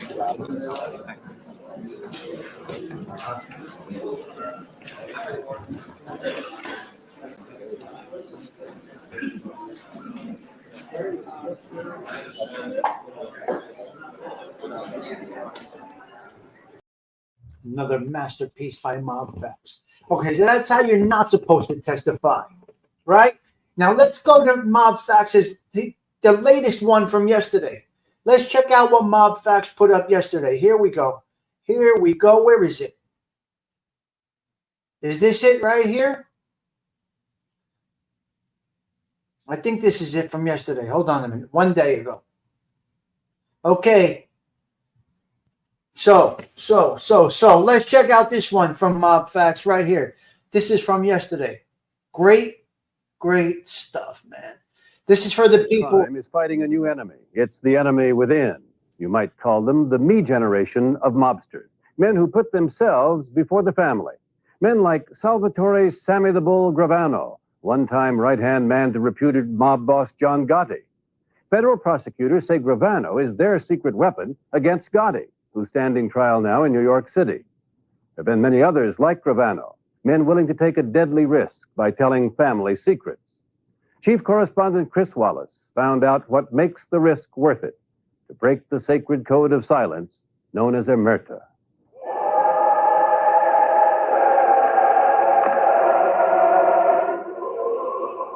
This drop of blood symbolizes your birth into our family. We are one until death. Omerta, the code of silence. This thing of ours. That's it. This means everything. If you were to ever disavow the oath, then your blood would be shed like the blood that's being shed now. In effect, if you break the oath that you take, the oath of silence, the oath of loyalty, you die. Whether in the movies or real life, the mob takes its oath of silence seriously. When word got out a few years ago that this New York gangster had testified against his boss, John Gotti, the family settled the case out of court. Bang! The gun went off. 38, pretty loud. And Pat's head went like this. For a quarter century, Nicky the Crow Caramondi helped enforce omerta. Now wearing a disguise, he told us about his years as a hitman for the mob. Right. You're on call 24 hours a day. I mean, you never know when they're going to call you to bounce somebody. I want to show you, because you make it all still sound like a gangster movie. This is the handiwork of these murders. This is what you did. Yes, I was sitting right next to him when he got it. I tried 17 different times to get him. I mean, that isn't romantic. That isn't movies. That's true. That's the way it is. I mean, that's a bullet in the back of the head. Two. Caramondi was the right-hand man to one of this country's most violent mob bosses, Nicky Scarfo of Philadelphia. Scarfo's empire extended to the casinos of Atlantic City. Authorities say he raked in $40 million a year. For Caramondi, life in the mob was sweet. If it's raining, 50 umbrellas come out. If if you sneeze, 50 handkerchiefs come out. People can't do enough for you. I mean, you have friends that'll kill for you. You loved it. Oh, yeah. I'm sure I loved it. I miss it. Right now, I miss it. I miss it a lot. He misses the mob because 5 years ago, he got word Scarfo doubted his loyalty and had ordered his murder. Caramondi went to the FBI and has since testified in 11 trials that brought 52 convictions, including life in prison for Nicky Scarfo. They move you around a lot. We met up with Caramondi in a secret location, far from his new home set up by the Witness Protection Program. And he still expressed pain about going to the feds. To survive, to stay alive. That's the reason I did it. How did you feel getting up in court and betraying your family? Terrible. It was very, very, very hard. I mean, I had to face them. They used to sit there and look at me, stare at me. The enterprise was known as the Scarfo family of La Casa Nostra. This thing of ours The humiliation is I can't explain it. It's just an awful feeling. And You turned stool pigeon. right. I became a rat. Exactly. Caramondi is part of a pack of rats that has turned on the mob. In the past decade, 16 official members and dozens of soldiers in mafia crime families have cooperated with the government. And perhaps the most damaging, Salvatore Sammy the Bull Gravano, John Gotti's number 2 man who may finally bring him down. This is an actual flyer circulating in New York City, targeting Gravano. Sammy the Bull. He decided, who right now does the government want? Of course, the government would rather have John Gotti than Sammy the Bull. So he decides he's going to make a deal to go against his partner and boss. Joe Pistone is a former undercover FBI agent and mobster. For 6 years, he infiltrated New York's underworld and helped send more than 100 mobsters to jail. But he says in the old days, there was honor among thieves. They believed in the values and the traditions. They would never give up anyone in the family. They're dinosaurs now. The kind of guy who will sit there and do the hard time. Do the time. And shut up. They're a dying breed. Chicago, 1929, the St. Valentine's Day Massacre. A scene captured in countless gangster movies. Scarface Al Capone engineers a vicious rub-out of a rival gang. During Prohibition, Jewish, Irish, and Italian gangsters fought for control of the lucrative bootlegging trade in the tough towns of the East and Midwest. When the smoke cleared in the early 30s, the Italians were in charge and could draw on a steady stream of wannabe mobsters from Little Italies across the country. They joined it because it was an honored society. They were men of respect. They had reached the uppermost in their profession of criminals. Ron Goldstock heads New York's Organized Crime Task Force. He says that over the years, the federal government tried repeatedly to crack down on the mob, but could never break the code of silence. The government today brought out of hiding the first highly placed Cosa Nostra member ever to break its blood oath and tell all about the vast criminal syndicate. The first crack in mob loyalty came in 1963. In a series of Senate hearings, Joseph Valachi, a soldier in the New York Mafia, violated omerta. This is the way I burn if I expose this organization. But Valachi stood alone when he betrayed the family. Over the next 20 years, only one other mob member cooperated with the government. What finally broke the code of silence? First, effective use of the RICO statute, the federal racketeering law. Prosecutors can now go after an entire mafia family for running a criminal enterprise and can put members away for decades. But tougher law enforcement wouldn't mean a thing if there hadn't also been a change within the mob. A new generation of young recruits, less interested in the old traditions, more interested in the fast buck. They're known as the yuppie mobsters. We were making a tremendous amount of money at one time, and I had boats, and I had planes, and I had several homes. And You had planes? Yes. We had a Learjet at our disposal. Michael Franzese planned to be a doctor, but decided he could make more money in the mob. At age 24, he was formally initiated into New York's Colombo crime family. Over the next 10 years, he set up a sophisticated scheme to steal gasoline excise taxes. Over the years, how much money did you make for the mob? It's hard to estimate. I mean, several $1 million. There have been estimates of 80 million. It's a lot of money. Yes, it is. What'd you do with all of it? Spent most of it. Quiet, please, the background. Roll sound. With money to burn, Franzese dabbled in the film business, producing 4 minor movies and even appearing in one. He was dubbed the Mafia Prince. And what is the difference of the yuppie generation of mobsters and the older guys? I knew a lot of old timers that were content to make their money, put it under the mattress. But the younger guys, such as myself, wanted to enjoy our life a little bit. When Franzese talks about old timers, he means people like his father, Sonny, the number 2 man in the Colombo family back in the 60s, before he was sent to prison for bank robbery. He'll have served 21 years in the last 25 years. 21 years? 21 years. Has he ever once bargained with the feds? Not one time. Has he ever talked with any prosecutors? He wouldn't even think of it. But rotting in jail was the last thing the Mafia prince would do. Michael Franzese was sent to prison in 1986. He struck a deal with the government, and 3 years later went free. You willing to talk to prosecutors again? If the door's open, if they want to talk, I'll talk. Now back in prison after more shady business schemes, he's willing to deal with the government again if it will reunite him with his family. No, not his crime family, his wife and kids. You don't have any thoughts at all about breaking this blood oath that you took? No. I don't believe I betrayed my father. I believe that my loyalty to my family has outweighed that. And I think that my father's loyalty to that oath is antiquated, and I think he's misguided. What does your father think of what you've done? Like I said, he would never agree with what I've done. Attorney Robert Simmels represents members of the underworld. He says yuppie mobsters in prison make a kind of cost-benefit analysis. Incredible, mob facts. Incredible. Yeah, because he doesn't admit it. He doesn't say it. He won't fucking admit it, this guy. Money is the key to the way they have operated their whole lives, and power and prestige. And if they can't have it being a member of the mob, then they'd rather get it by being an author and being free from a long-term jail sentence. In fact, ex-mobsters are now falling all over themselves to cash in on their lives of crime. In just the past few months, Caramandi's Kiss and Tell, Blood and Honor, and Francese's Quitting the Mob have hit bookstores.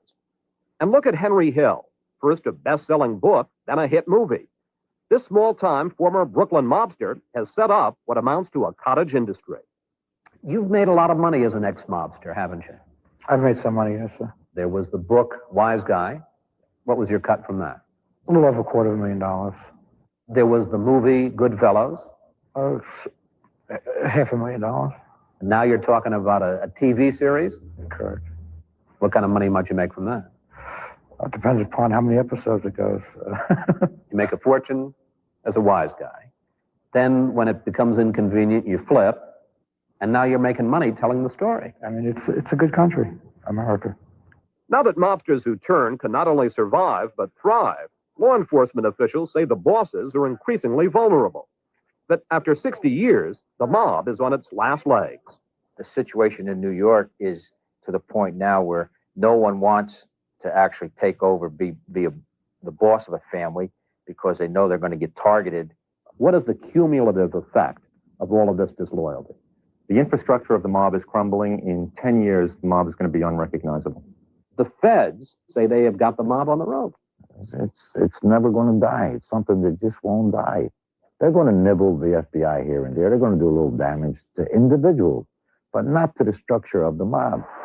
Self-confessed rats like Caramandi think they'll keep living in a kind of limbo, protected by the resources of the federal government, but pursued by an old way of life that still has a hold on them. As you look back on it, do you feel you did the right thing going to the government? It's just an awful feeling. Now I got to live in fear all my life, worried about getting whacked, getting shot in the head somewhere. And sometimes I think I was better off if I would have got killed than to live like this. Good job, man. Good job.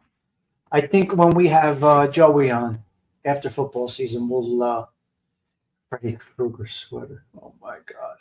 Let's see what else we got up here. So we went over how you should testify, how you shouldn't testify. Let's see Joey Gallo. Where's Joey Gallo? Here's how you do it right here. Another gem from Mob Facts right here. Check this one out. Here we go. Check. Mr. Chairman. Known as a thug or a hoodlum?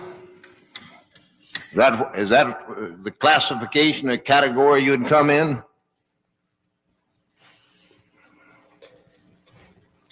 Proceed. I respectfully decline to answer because I honestly believe my answer might tend to incriminate me. Are you also known as a racketeer and gangster?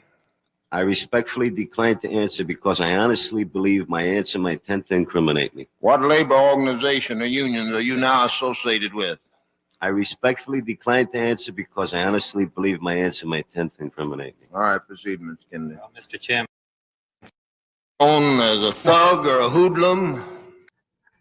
Joey Gallo. Beautiful, beautiful. Who else do we got up here? Okay, what is this? Let me see what else I got up here in the bag of tricks that I put up here. How do you do this again? I don't even know what I'm doing. Share screen. Hold on. What do I have over here?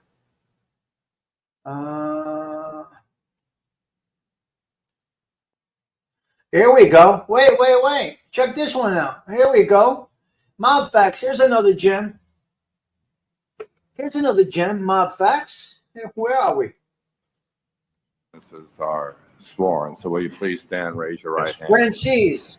Do you swear the testimony you will give this subcommittee will be the truth, the whole truth, and nothing but the truth, so help you God?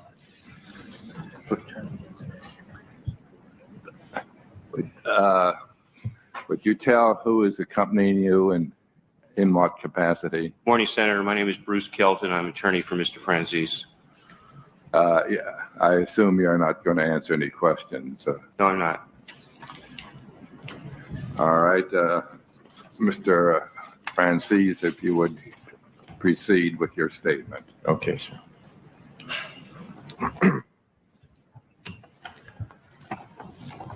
Mr. Chairman, Senator Roth, and members of the subcommittee, my name is Michael Franzese. I am here today to testify about the ties between organized crime and professional boxing, a subject which I can discuss based on a great deal of firsthand knowledge since I was involved in both. I was a capo in the Colombo La Cosa Nostra crime family. My father was at one time the underboss. It was through my father that my brother and I got interested in professional boxing. My father was an amateur boxer and maintained a strong interest, both sporting and business, in boxing. He owned interests in several boxers, including Rocky Graziano, and was involved in business deals with several boxing promoters. When I was inducted into the Colombo family on October 31st, 1975, I was assigned initially to Andrew Russo, one of the Copper regimes. Russo is a first cousin to current family boss, Carmine Persico Jr., and at the time of my induction, he served as an acting boss to then family boss, Thomas DeBella. At that time, Russo owned a middleweight boxer named Vito Antifermo, who eventually became the middleweight champion. Myself and other family members were often told in advance what the outcome would be of many of Antifermo's fights. This enabled us to bet successfully on these bouts. On occasion, I was present at Monty's restaurant in Brooklyn when Russo would meet with other managers and fight promoters regarding Antifermo's opponents. The bouts would be arranged and certain family members would be assured of the outcome. So that's where my question comes in. This is where not only do they make you irate, was he subpoenaed? Like, did he have to do this? Did he have to go and testify against the boxing commission, the boxers? What was his purpose of doing this? He was already a free man, wasn't he? Oh, was this part of his, well, fuck him. He's a douchebag. Fuck him. Did he have to come and do this? Was he obligated? However, when it came time for Vito to fight Marvelous Marvin Hagler for their first title bout at Caesar's Palace in Las Vegas, we were told the outcome was not predetermined and that we were on our own with regard to any bets we might place. Both myself and Russo and about 10 other Colombo family members attended the fight and the post-victory party. Actors James Caan and Burt Young also attended the party with us, since both are friends of Russo and other family members. I also maintained a business in professional boxing, an interest in professional boxing. In 1982 and 1983, I owned an 8% interest along with an associate in a middleweight fighter by the name of Davey Moore. Owning a fighter did not always result in our acting in his best interests or in the interests of professional boxing. For example, on June 16, 1983, Moore was scheduled to fight Roberto Duran. Davey was not in the best of shape physically, and he wanted to have the fight rescheduled. In fact, the owners were of the opinion that Moore had no chance to beat Duran in the condition he was in. Since betting against him in this case would be a sure win, the decision was made to allow the fight to go on as scheduled. The fight took place, bets were placed, and the outcome was as predicted. Both myself and my associates collected our winnings. While I do not know specific details as to how Moore was able to pass the physical, I was told by my associate not to be concerned about problems with the State Boxing Commission, that everything would be taken care of. Obviously, it was. In 1983, Chet Cummings, a New York boxing promoter and longtime acquaintance of my father's, was approached by Bobby and Victor Guerrero, who used the name Victor Quintana, to help arrange a meeting with Don King for the purposes of discussing the possibility of co-promoting some major boxing events. Unbeknownst to all of us at the time, Guerrero was an undercover FBI agent and Bobby an undercover informant working a sting operation directed at professional boxing. They told Cummings they had a substantial amount of money to invest in this deal.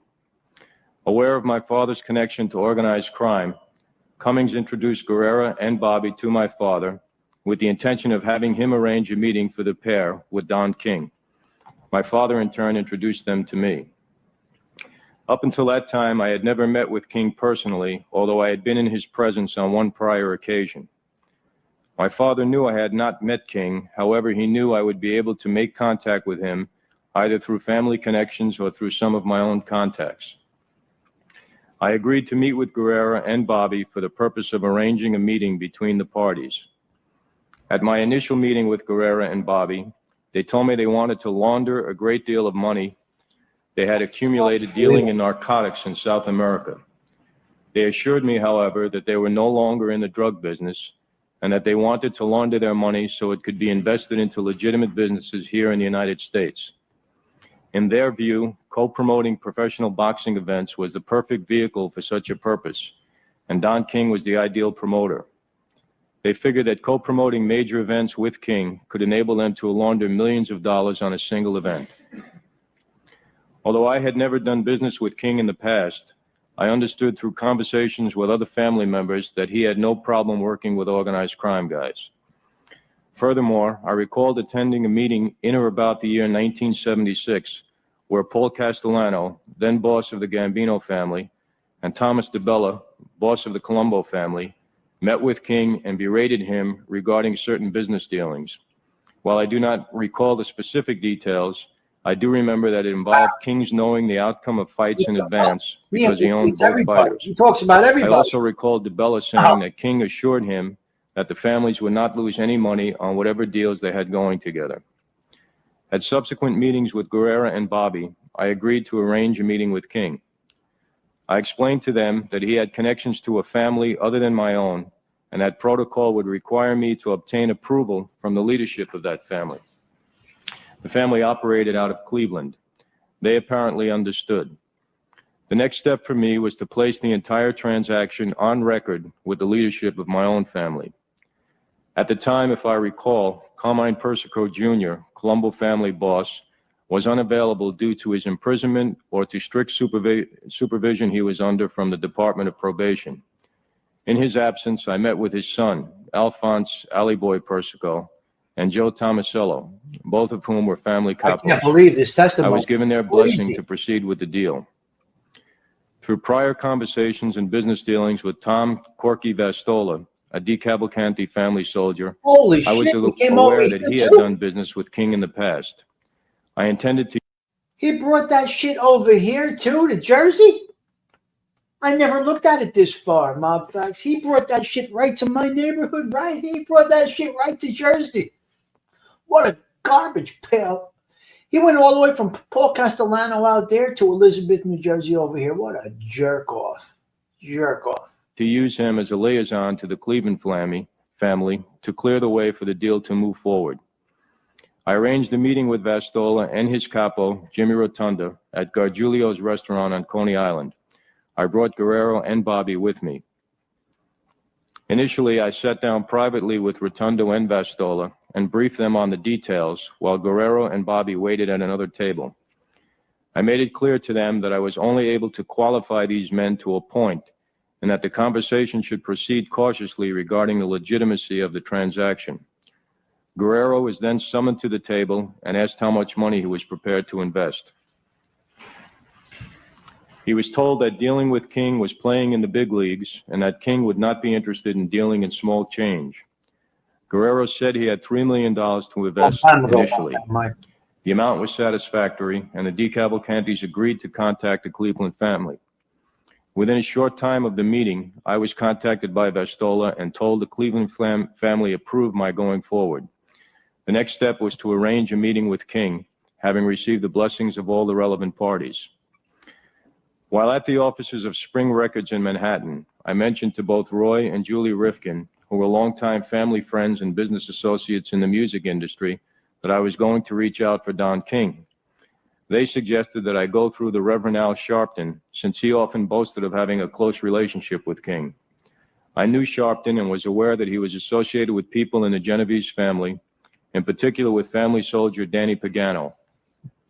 I met with Pagano and explained the co-promotion deal. I told him if Sharpton could make it fly with King, that I would cut him in for a piece of the action. Sharpton, in turn, would take care of Pagano and the Genovese family. Pagano said it was fine for me to go through Sharpton. At this point, I anticipated the financial arrangement to add up to a 50-50 split between King and Guerrero. I, in turn, would receive 50% of Guerrero's cut. He did everything from Castellano to Russo to the DeCavalcantes over here to Don King to Al Slim Shady Sharpton. He's everywhere. He's diming everybody out. He's diming everybody out. Out of which I would take care of my family and Sharpton. It was my understanding that the Cleveland family would receive a share out of King's end of the deal. All the way to Cleveland. I then met with Reverend Sharpton, who had been briefed on the details by Pagano. He agreed to arrange the meeting with King. Prior to introducing him to Guerrero and Bobby, I explained to him that I could only qualify the two co-promoters to a point, and that he should inform King to proceed cautiously if he agrees to meet with them, as if he were talking to FBI agents. Sharpton reached out for King, explained the situation, and King agreed to meet with us all. The meeting took place on January 12, 1983, at King's Manhattan offices. Sharpton, Guerrero, Bobby, King, and myself attended. Initially, I met privately with King. I explained to him that the two were ex-narcotics dealers in South America and that they wanted to launder a substantial amount of money by doing co-promotion deals with him. I explained that they would invest the money and expect a 50% split with him, and that I, in turn, would receive a 50% split of their end.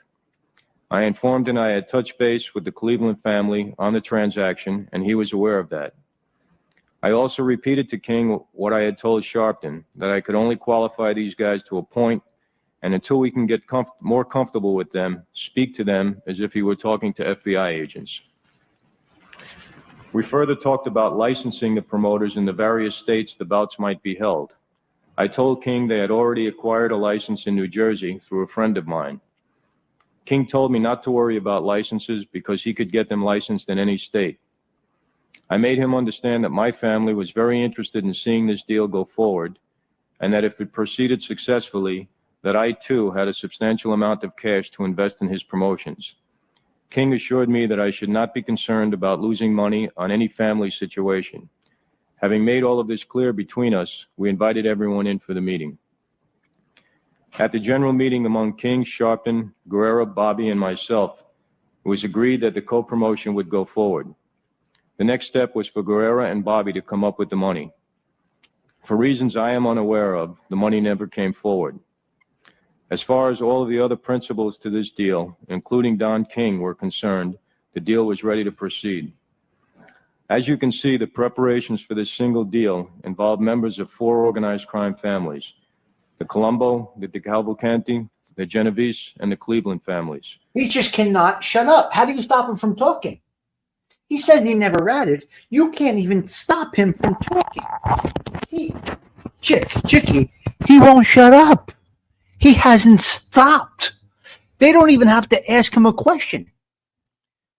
Holy shit. Along with boxing's leading promoter. The very nature of the sport, the fact that many of its major participants, from the fighters themselves to their managers and trainers to some of the top promoters, have their origins in the streets, makes professional boxing a prime target for organized crime.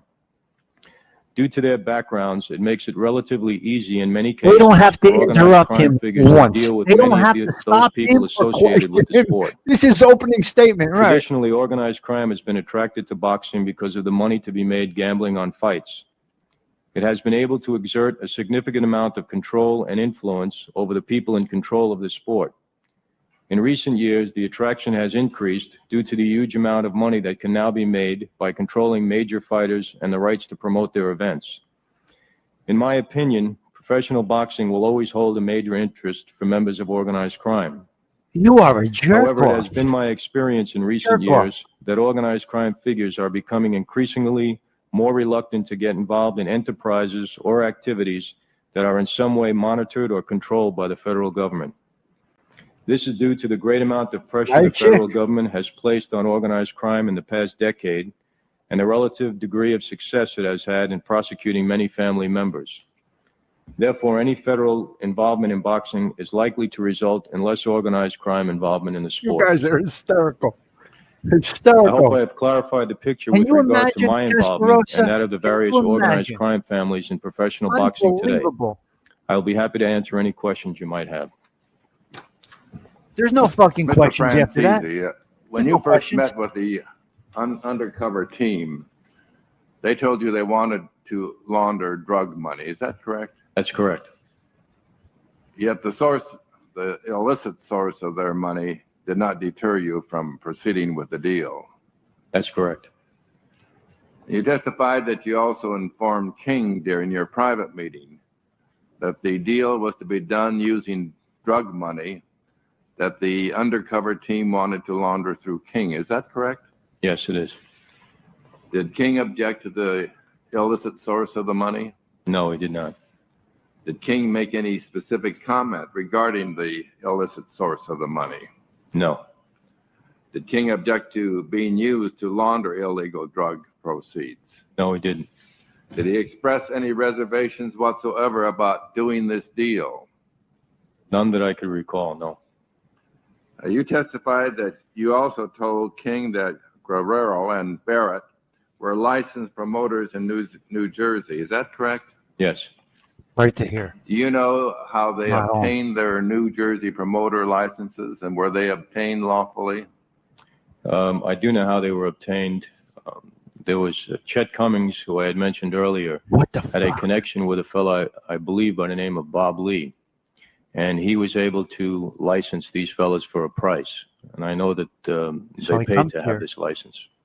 How do you know that? It's unbelievable. I was told this from It's Chet unbelievable. Cummings, and I had prior knowledge of other licenses that they were able to obtain.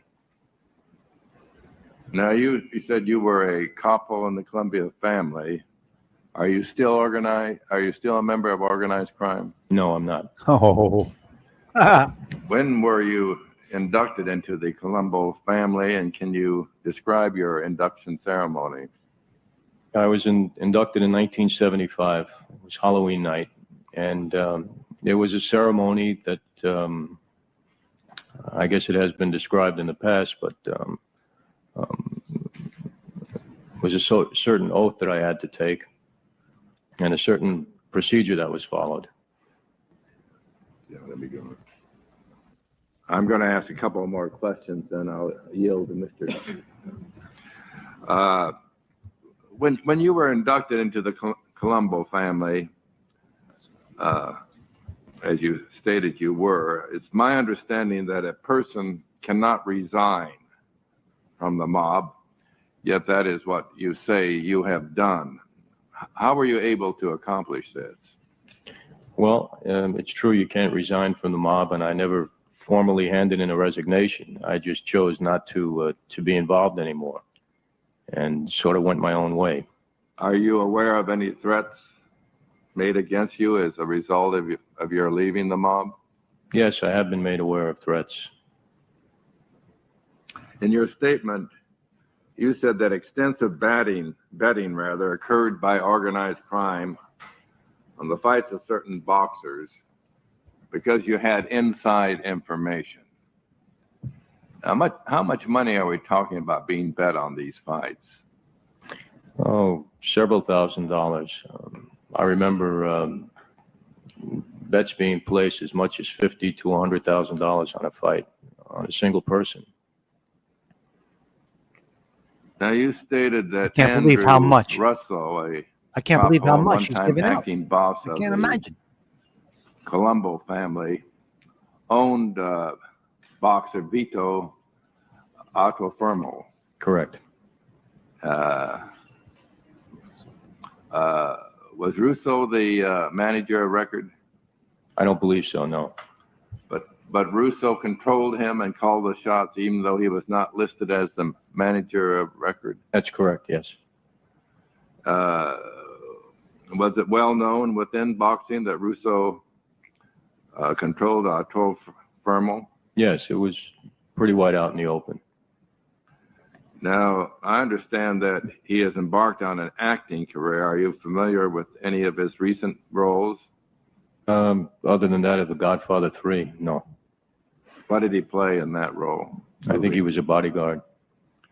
Now, in addition to the boxer you identified, can you recall any other boxers who fight you bet on with inside information? What were the outcome of both of these fights and your bets? Well, other than the Davey Moore fight, and I had certain information on the Jerry Cooney fight when he fought with Larry Holmes, and we were aware of the outcome of that fight in advance. How did you know that information? Through direct information from Jerry Cooney. Did you win a lot of money? Yes. How much? About $30,000.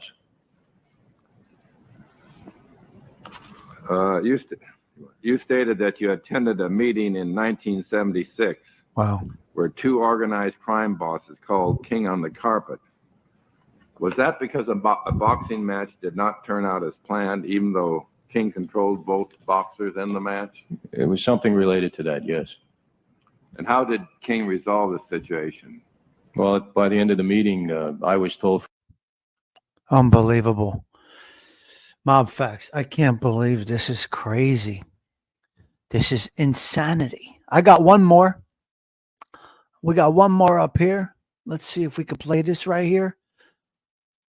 And this is also a mob facts. Let's check out this one over here. This disgraziato animale. Let's go.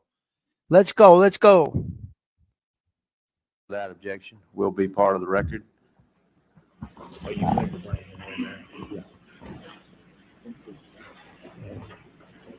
You want me to make my security? Sure. Okay.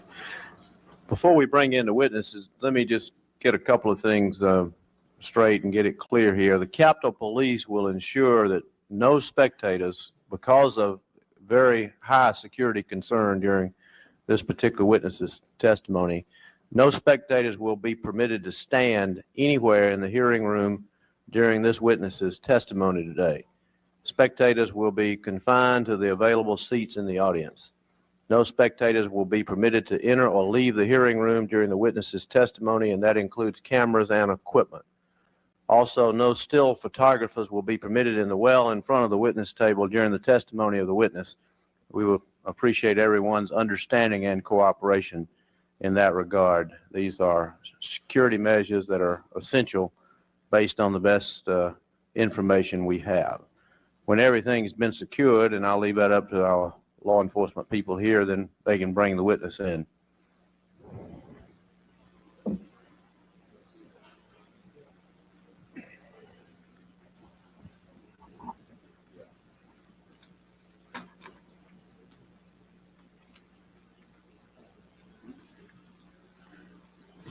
Introduce the bill, and then I'll swear him in.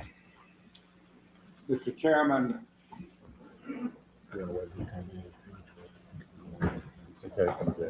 Okay.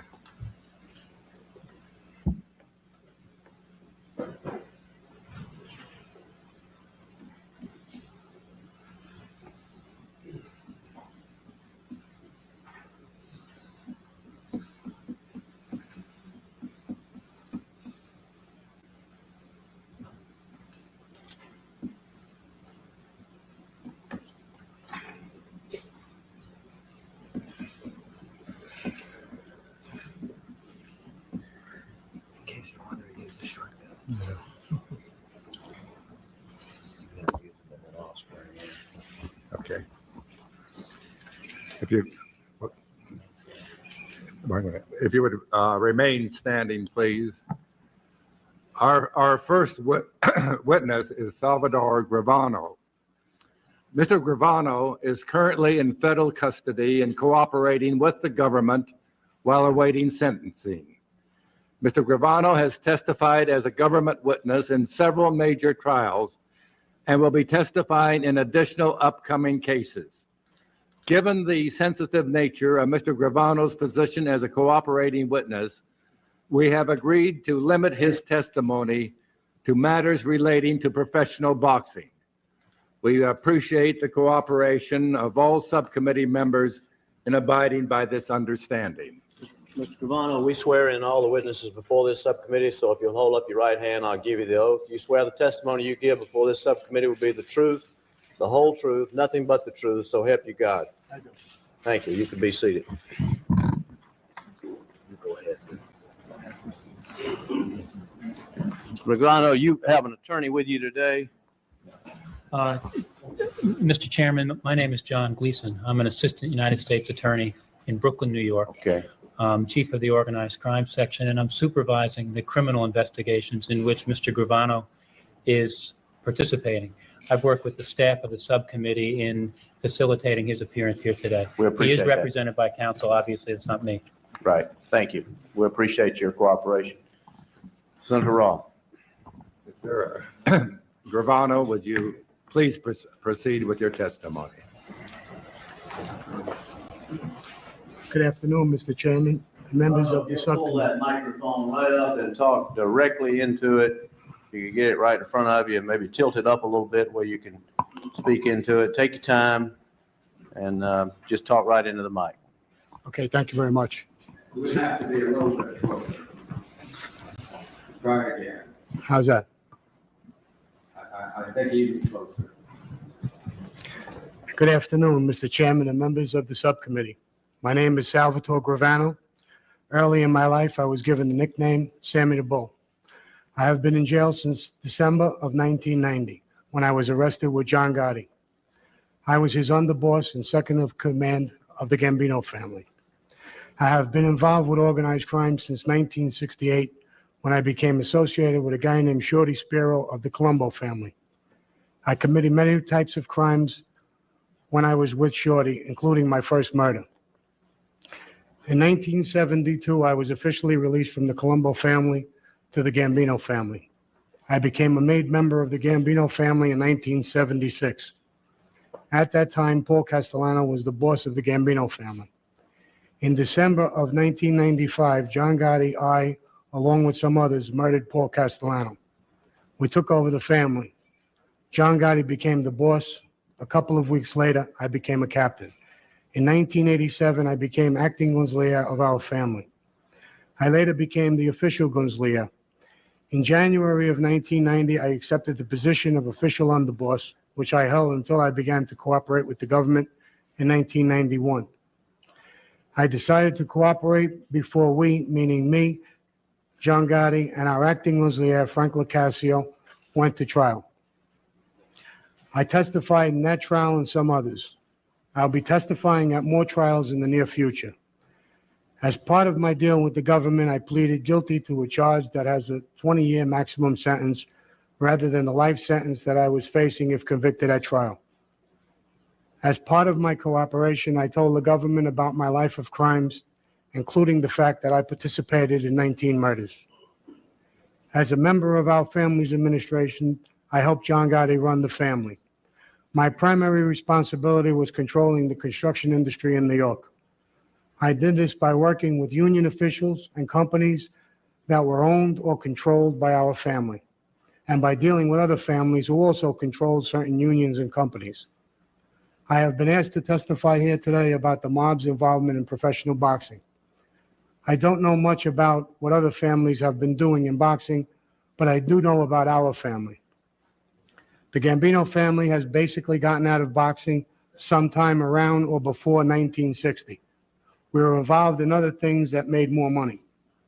but I have always had an interest in boxing. I boxed a little when I was in the Army, and I picked it up again a few years before I was arrested. I would go to Gleason's gym in Brooklyn every week and work out. Sometimes I would go a few rounds with other people who trained there. I often attended fights in New York and New Jersey, including the Mike Tyson-Larry Holmes fight in 1988 in Atlantic City, which I attended with John Gotti. I got to know a heavyweight named Ronaldo Snipes and his manager, who I knew as Sal. I tried to set up a fight between Snipes and Francisco Damiani, who was the undefeated European and WBO heavyweight champ. Damiani was with an organized crime family in Italy. Since our family had close ties with the Italian family, I was able to set up a meeting with Damiani's people. They came to New York and we discussed the possibility of a fight with Snipes.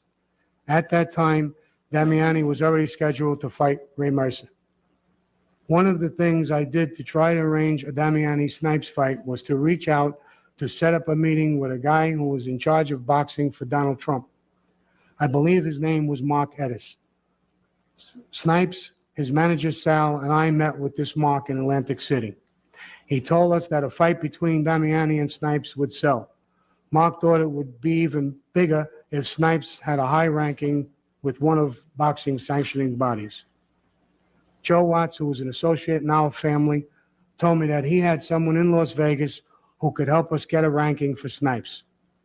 Watts arranged a meeting for me with Joey Curtis, a boxing referee in Las Vegas. Joey Curtis has once visited our club, the Ravenite Social Club in New York City. Why does he have So to? I went to Why does he have to Las ruin Vegas this guy's with life? two of my friends and our wives after we had. So where? What does this have to do with any fucking thing?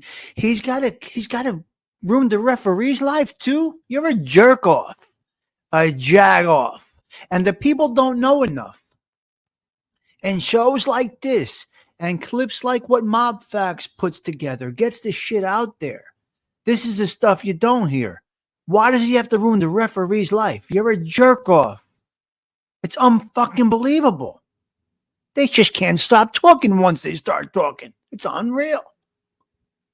At dinner with Curtis, I took him aside and asked him if he can get Snipes moved up in the rankings. Curtis said he could move Snipes up in the rankings of the World Boxing Council, which is based in Mexico. Curtis said that this would cost $10,000, but because it was a favor for John Gotti, he might be able to get it done for about $5,000. My idea all along was to use Damiani. Octavia Grace, I'm going to explain to you something real quick. The show that started 4 hours ago that I'm going to edit later was, if you see the title right there, Mafia Rat and a co-host. How can you do it? How can you collab with these people? How can you sit across from these people to make yourself a YouTube star? Where you going? Make yourself a YouTube star? You got to be a jerk off. You got to be an absolute jerk off. Call yourself a what do they call themselves over here on the YouTubes? What do they say? They are journalists. Yeah. Sit across from these animal disgraziados.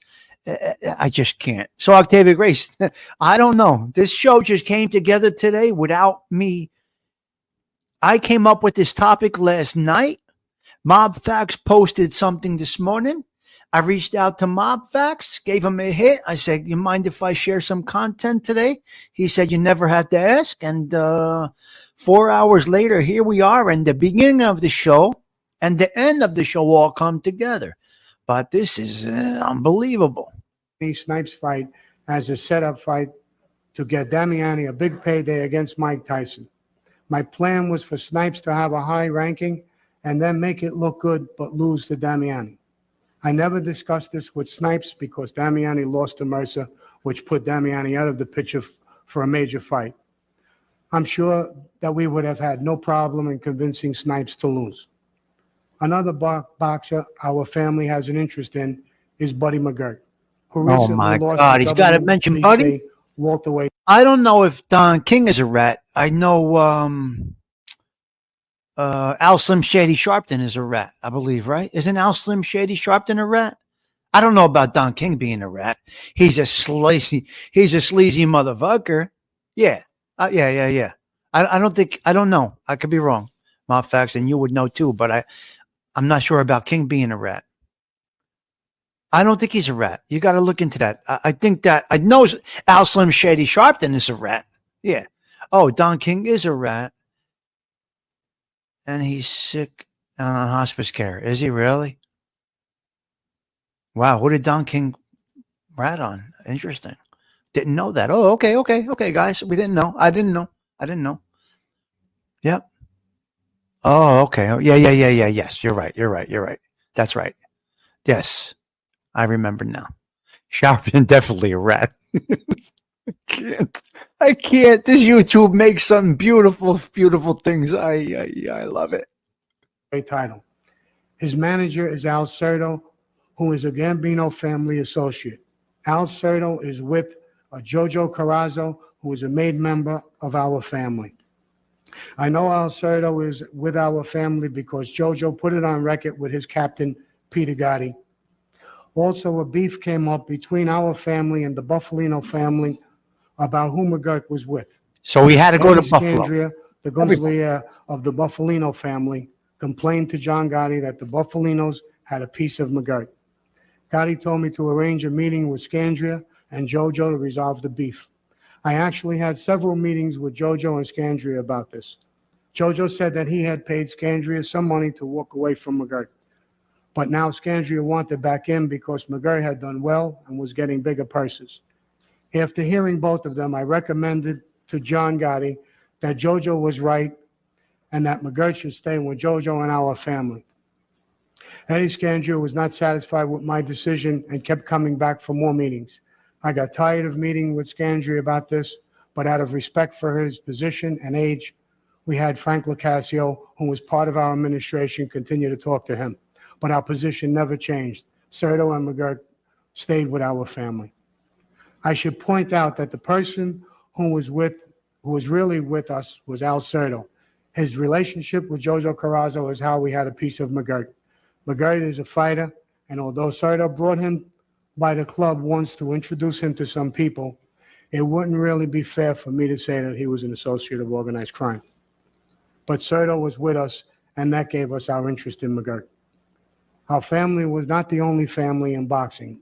Although I do not know the details, I know several other families are involved in boxing in some way. But you should know that our involvement in boxing has changed from the way it used to be. A lot of people think that organized crime makes its money by fixing fights and betting on the winner. That really doesn't happen anymore. The prices have gotten so big, it doesn't make sense to fix a fight in order to collect a bet. While we would consider fixing a fight in order to set up for a big payday fight, like I had in mind for Damiani, the money is in the purses, not in the betting. Besides, boxing is a risky business for bookmakers. You couldn't bet big money on a fight even if you wanted to. So the interest today is getting a piece of a successful boxer. Until a boxer reaches a certain level, there is not much money to be made because the purses are small. But once a boxer becomes successful, the family... I think he slanted his accent over here to make him sound a little more, how do you say it? I think he tried to fake educate himself here. I think he tried to put a little fake intelligence on for this committee. But he's like Michael. He doesn't stop talking. Who said it before about the opening statements? I mean, this is the Bible. What the fuck? This is big. How long? He doesn't want to stop talking, this motherfucker. that has him can profit from that success. Now, because of the size of the purses have gotten so big over the past 20 years, organized crime is more and more interested in getting back into it. At this time, I will be happy to answer any questions that you might have about organized crime and boxing. Thank you, Mr. Gravano, and I'll ask you just a few questions and then turn to Senator Roth and my colleagues. You state here that you, quote, you couldn't bet big money on a fight even if you wanted to, end quote. What do you call big money? I would imagine from anywhere from 40, 50,000 and up. You can't place bets any larger than $30,000-$40,000 on a fight today. Not with bookmakers in the street. No, they probably wouldn't take that kind of action. And has that changed over the years? You could bet big money in the past and can't now, or what? Yes, years ago, the person. For me, 15, 20,000 was the largest I would ever take through my packages. 15 to 20,000, and it would only be from a businessman. I would never take that kind of action from a street guy, from a degenerate. I would have to have it from somebody that was that had a big business. You know, if you're a bookmaker, you might have a few of these guys in your package. They're very hard to attain. I'm telling you from experience, when I was doing this stuff, it's very hard to attain a good customer as a businessman. Very difficult. Because the businessmen, they typically get comfortable with a bookmaker, and they like a humble one, which was me, obviously. I never gambled in my life. I was a bookmaker and never gambled $1 in my life. So I had some good businessmen, but even those guys, 15, 20,000, and they appreciated sometimes you keeping them down because they're also degenerates. They don't even know, but they're degenerates. But if they are comfortable with you and not addicts like a crackhead, they will respect it and they will actually appreciate it. You're keeping them in check, so to speak, but they're getting their gamble on the game. So for me, the highest would be 15, 20,000, Chicky, on somebody that owned a good business. That's the way I would do it. Right? So he's kind of right. And when you're dealing with degenerates, you don't want to take that kind of action. Yes, next Saturday we'll do more Saturday morning stuff. Yes. Yep. Were rather small, and they would filter out the betting, and they were more likely to get the bet in years ago than they are today. Why is it that bookmakers won't take big bets on fights today? Do they worry about the fights being fixed? What are they worrying about? Getting burned. I would imagine they worry about fights being one-sided. I don't know as far as being fixed, but some of the fights are total mismatches, and they really wouldn't want to get involved in the action of it. And there's no way to establish odds. Is that right? When you got a mismatch? Well, they do, but they won't take big money. They'll take small money, 1,000, 2,000, maybe 5,000, maybe even 10,000 if you find a fairly large bookmaking operation. But I really don't believe that they would go overboard in with bets on. When did that change? What time period? And what caused it to change? They've always been one-sided fights, have they not? But I would imagine that they walked away. When organized crime walked away from the boxing industry, I believe our betting slowed down. I believe the whole thing stopped in that area. When did organized crime walk away from the boxing industry? Oh, boxing, yeah. In the time when Rocky Marciano and people like that were involved, our people, meaning mob people, were involved, and we had closer ties to boxing, and I would imagine there was a lot more betting and a lot more situations. Bookmaking and bookmakers, I think, became a little more sophisticated. There's even some tracks, horse betting races, and some tracks that they would stay away from and they wouldn't take action on.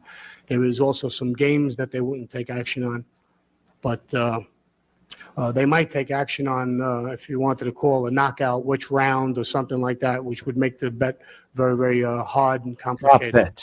Prop bets today, as they're known as. And what were the ventures that were so profitable that organized crime basically decided to walk away from boxing after the Marciano era?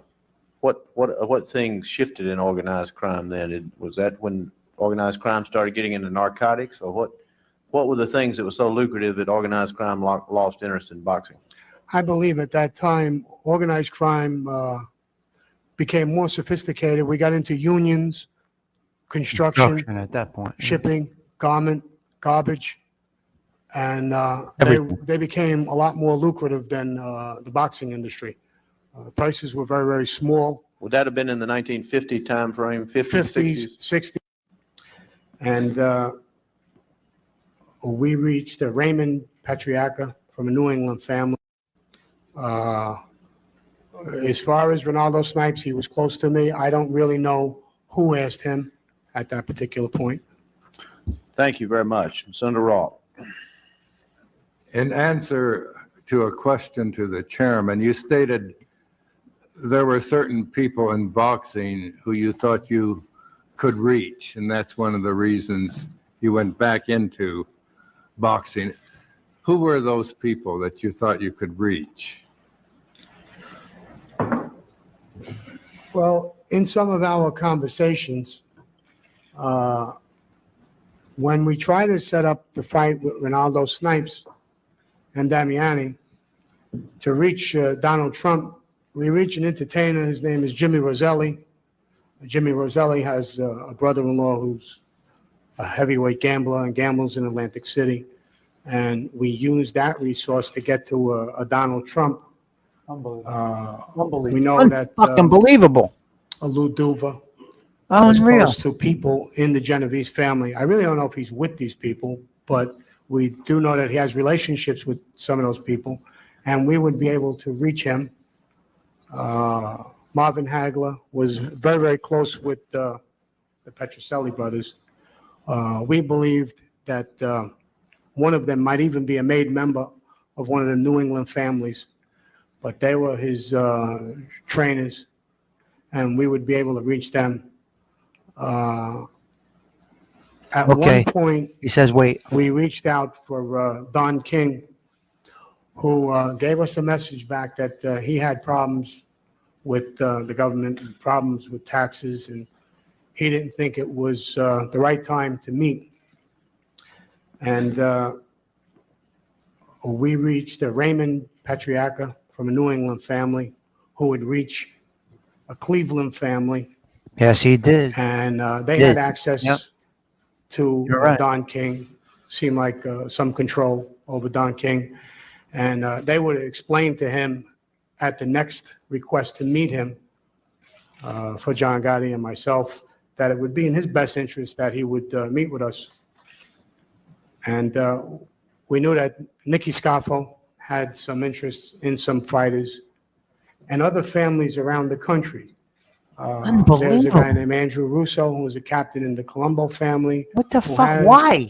They're some- not some asking sort of all tie this. to Vito Why? Jerk Antifimo. off. Why? So knowing this base knowledge, we felt that if we went back in, some of these places is areas that we could have got into. When I met with Joey Curtis in Las Vegas, he told me that he knew Steve Wynn personally, and asked me if the Ronaldo Snipes Damiani fight would come off. Maybe we could even talk with Steve Wynn. So now he's got Wynn and I Trump. did realize that we were able to reach different areas and different people. Now, you've used the term with, reach, made. Can you explain exactly Oh, my what you mean God. by the terms Really? when you say you testify about being with a particular organized crime family? What does that mean generally and specifically? Let me ask you that first. Well, when you're with an organized crime family or a made member in a family, the made member goes to his captain and puts you on record that you're with him and our family. His benefits, whatever connections, like I had just mentioned, we have, he can have. If any other family within the country, or out of the country for that matter, would ever try and move in on him, muscle in on him, it couldn't happen. He was already on record as being with us. And he would be under our protection, our umbrella, so to speak. But he wouldn't be made. Listen. No. Listen, let me tell you, let me drop something in here real quick. My mob fax is in here too. When Sammy went away When Sammy went bad, JG was moving the power over here to Belleville. The power was coming over here to Belleville because John Gotti Sr. did not know the depth of Sammy Gravano's impact. So he was considering moving that power over here to Belleville because he did figure that Sammy was going to destroy New York.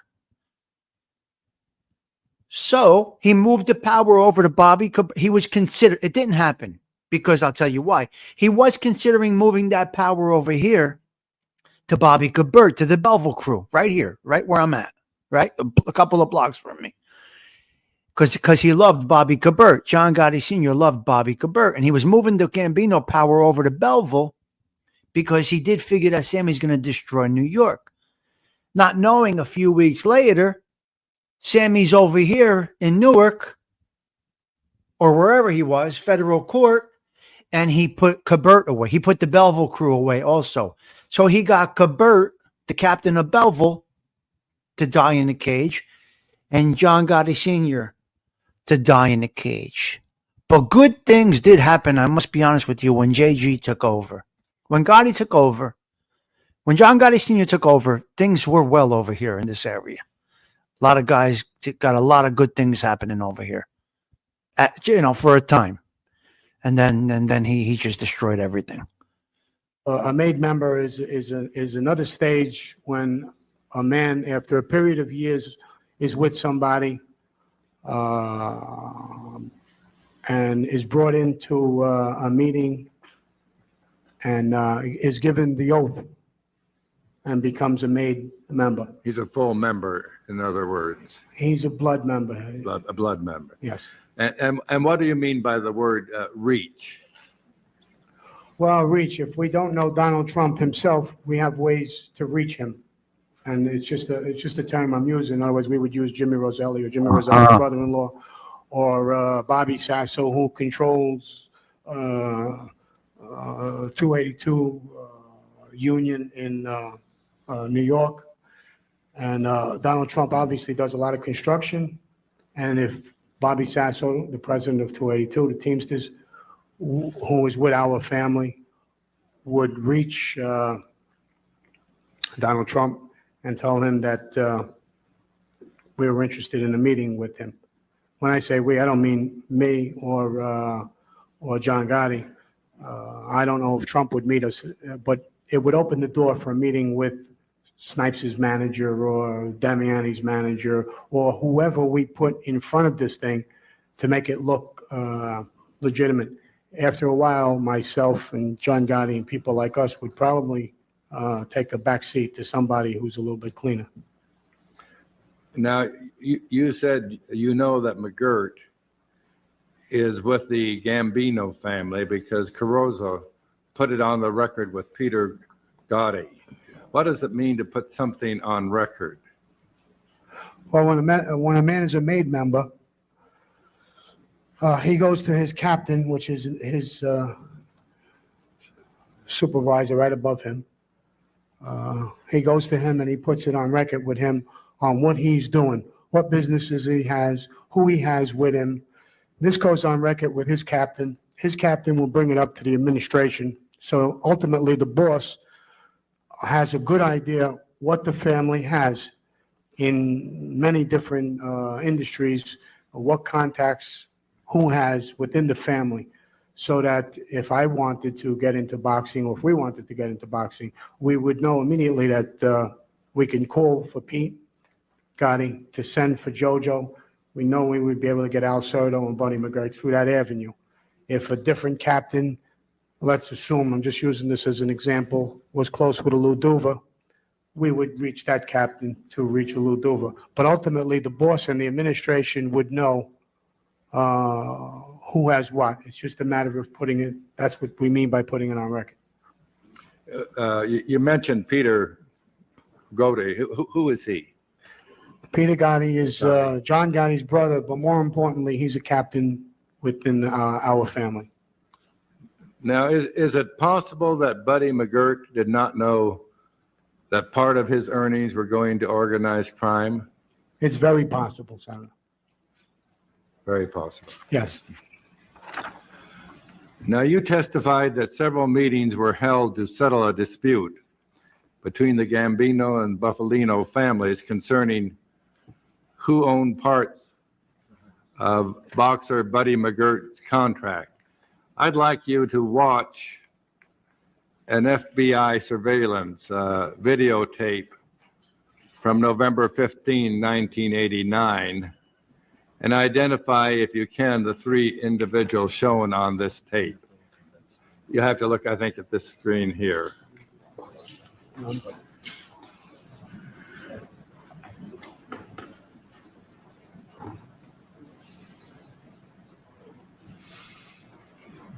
Again in slow motion, but Do you want me to answer, Senator Huso? Yes, if you would, please. The one in the middle, I believe to be Eddie Scandria. The one on the right is me, and the one on the left is Jojo Carrazzo. Now, these are the individuals who were involved in the dispute concerning which one owned part of McGirt's contract. Is that correct? Yes, sir. Do you recognize the location shown by this videotape? That's Mulberry Street, Manhattan. It's the Ravenite Club, which is the headquarters for the Gambino family, one of the headquarters for the Gambino family. Now, why were you out walking rather than inside of the club discussing the matter? Of course, we believe that the FBI had electronic surveillance in a lot of different areas. So when we talked, we usually took what we called a walk talk. We didn't believe it would be picked up by electronic surveillance. Was or this cameras, for that matter? Was this one of the meetings concerning which organized crime family owned a piece of McGirt's contract? Yes, it was. Now, how do you know that this particular videotape depicts one of the McGirt meetings? I've never met with Eddie Scandria about anything other than McGirt before or after. So that was the only meeting you had with? The only Stan. meetings I had with him pertained to Al Serto and McGirt. Now, did John Gotti tell you why he decided that McGirt belonged to the Gambino organized family crime? He believed it belonged to our family on my decision by overhearing Jojo Carrazzo and Eddie Scandria. Hearing the story, I advised him that he belonged with our family, and that's how he based his decision. In other words, John told you that Jojo paid Eddie to walk away from McGirt? No, in meeting Jojo Carrazzo had told me that he had paid, at one time earlier, Eddie Scandria was involved with Buddy McGirt. And they both were involved. And at one point, they weren't getting along, and Jojo Carrazzo paid, I believe it was $5,000. Does anybody know what year this is? Eddie Scandria Mob Facts. Do you know what year this is? They weren't getting along, and Eddie Scandria seemed to be happy to take the $5,000 and walk away. Time after that, he seemed to be doing very, very well in boxing. Status was building, the purses were building, and he seemed to come back into play and wanted to be involved. He admitted that he did take money, but he said that he took the money from old monies that would do. Jojo showed the purses that he fought for, and there really, really was no money involved. And there's no way he could have paid $5,000 or better for backed up money, which came to hundreds. And I believed Jojo was telling the truth, and this is what I told John. Now, you stated in your opening testimony that you were released by the Colombo family to the Gambino family. What did you mean by that?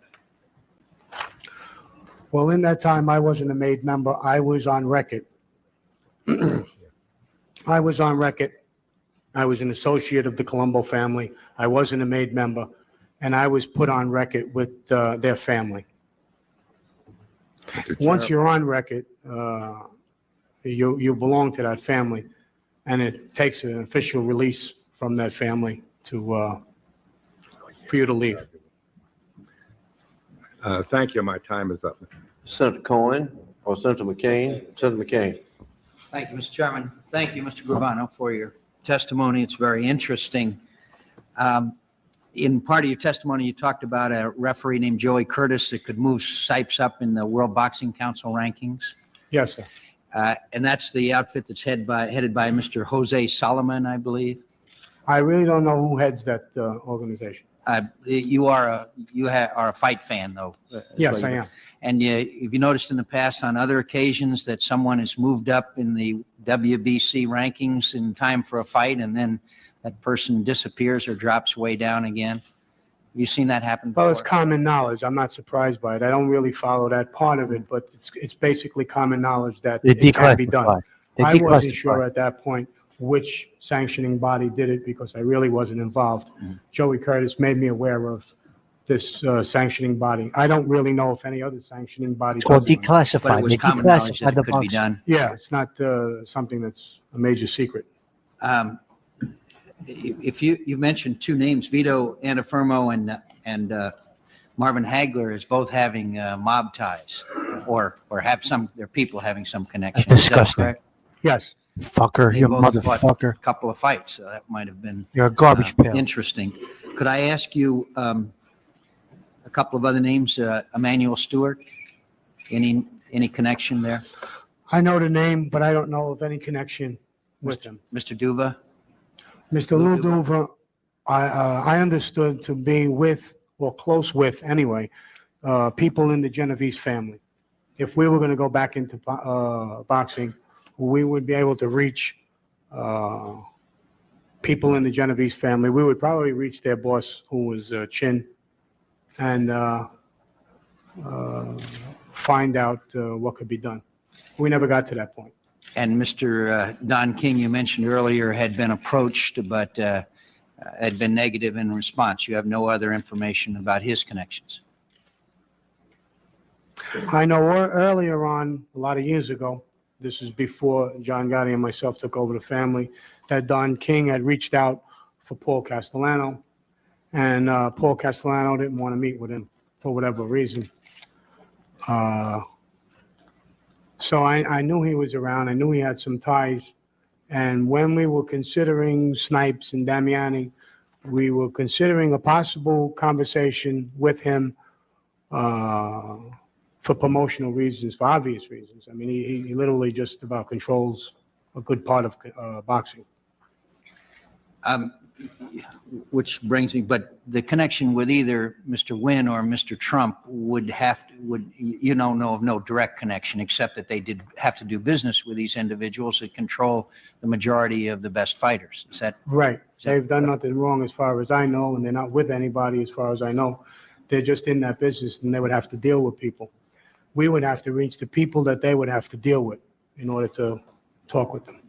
good? I think it's important to make it clear, Mr. Chairman, about some of these individuals. We don't want to tar people with a brush here.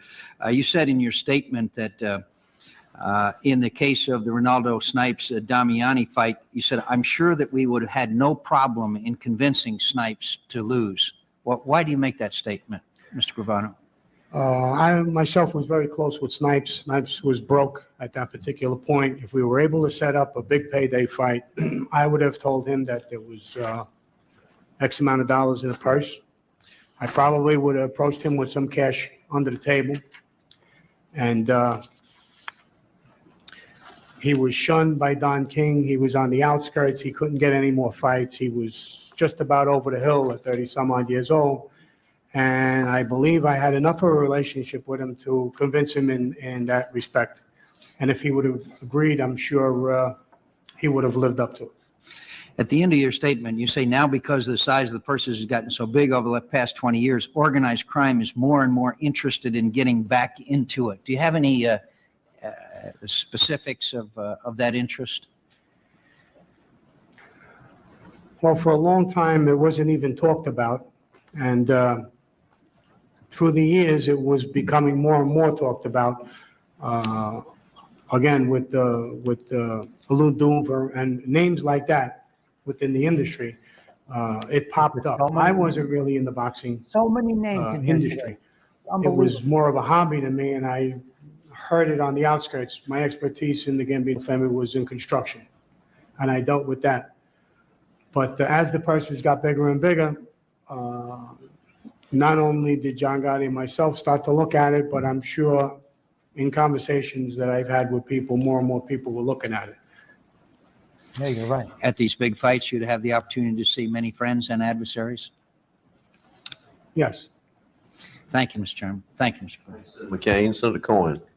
Just a couple of follow-up questions with respect to Mr. Snipes. You indicated that you were sure that had Snipes given his word, he would have lived up to it. Yes. Right? And what deterrent do you have if they don't live up to it?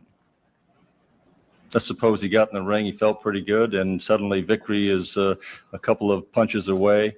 Does he take a look out into the ring and decide that he sees you there, or maybe John Gotti or somebody else, and even though he smells victory and the other fighter may have unintentionally walked into a roundhouse punch, what deterrent exists, either expressly or implicitly, to make sure that someone lives up to an agreement? I believe our whole background, John Gotti's and mine, our reputation.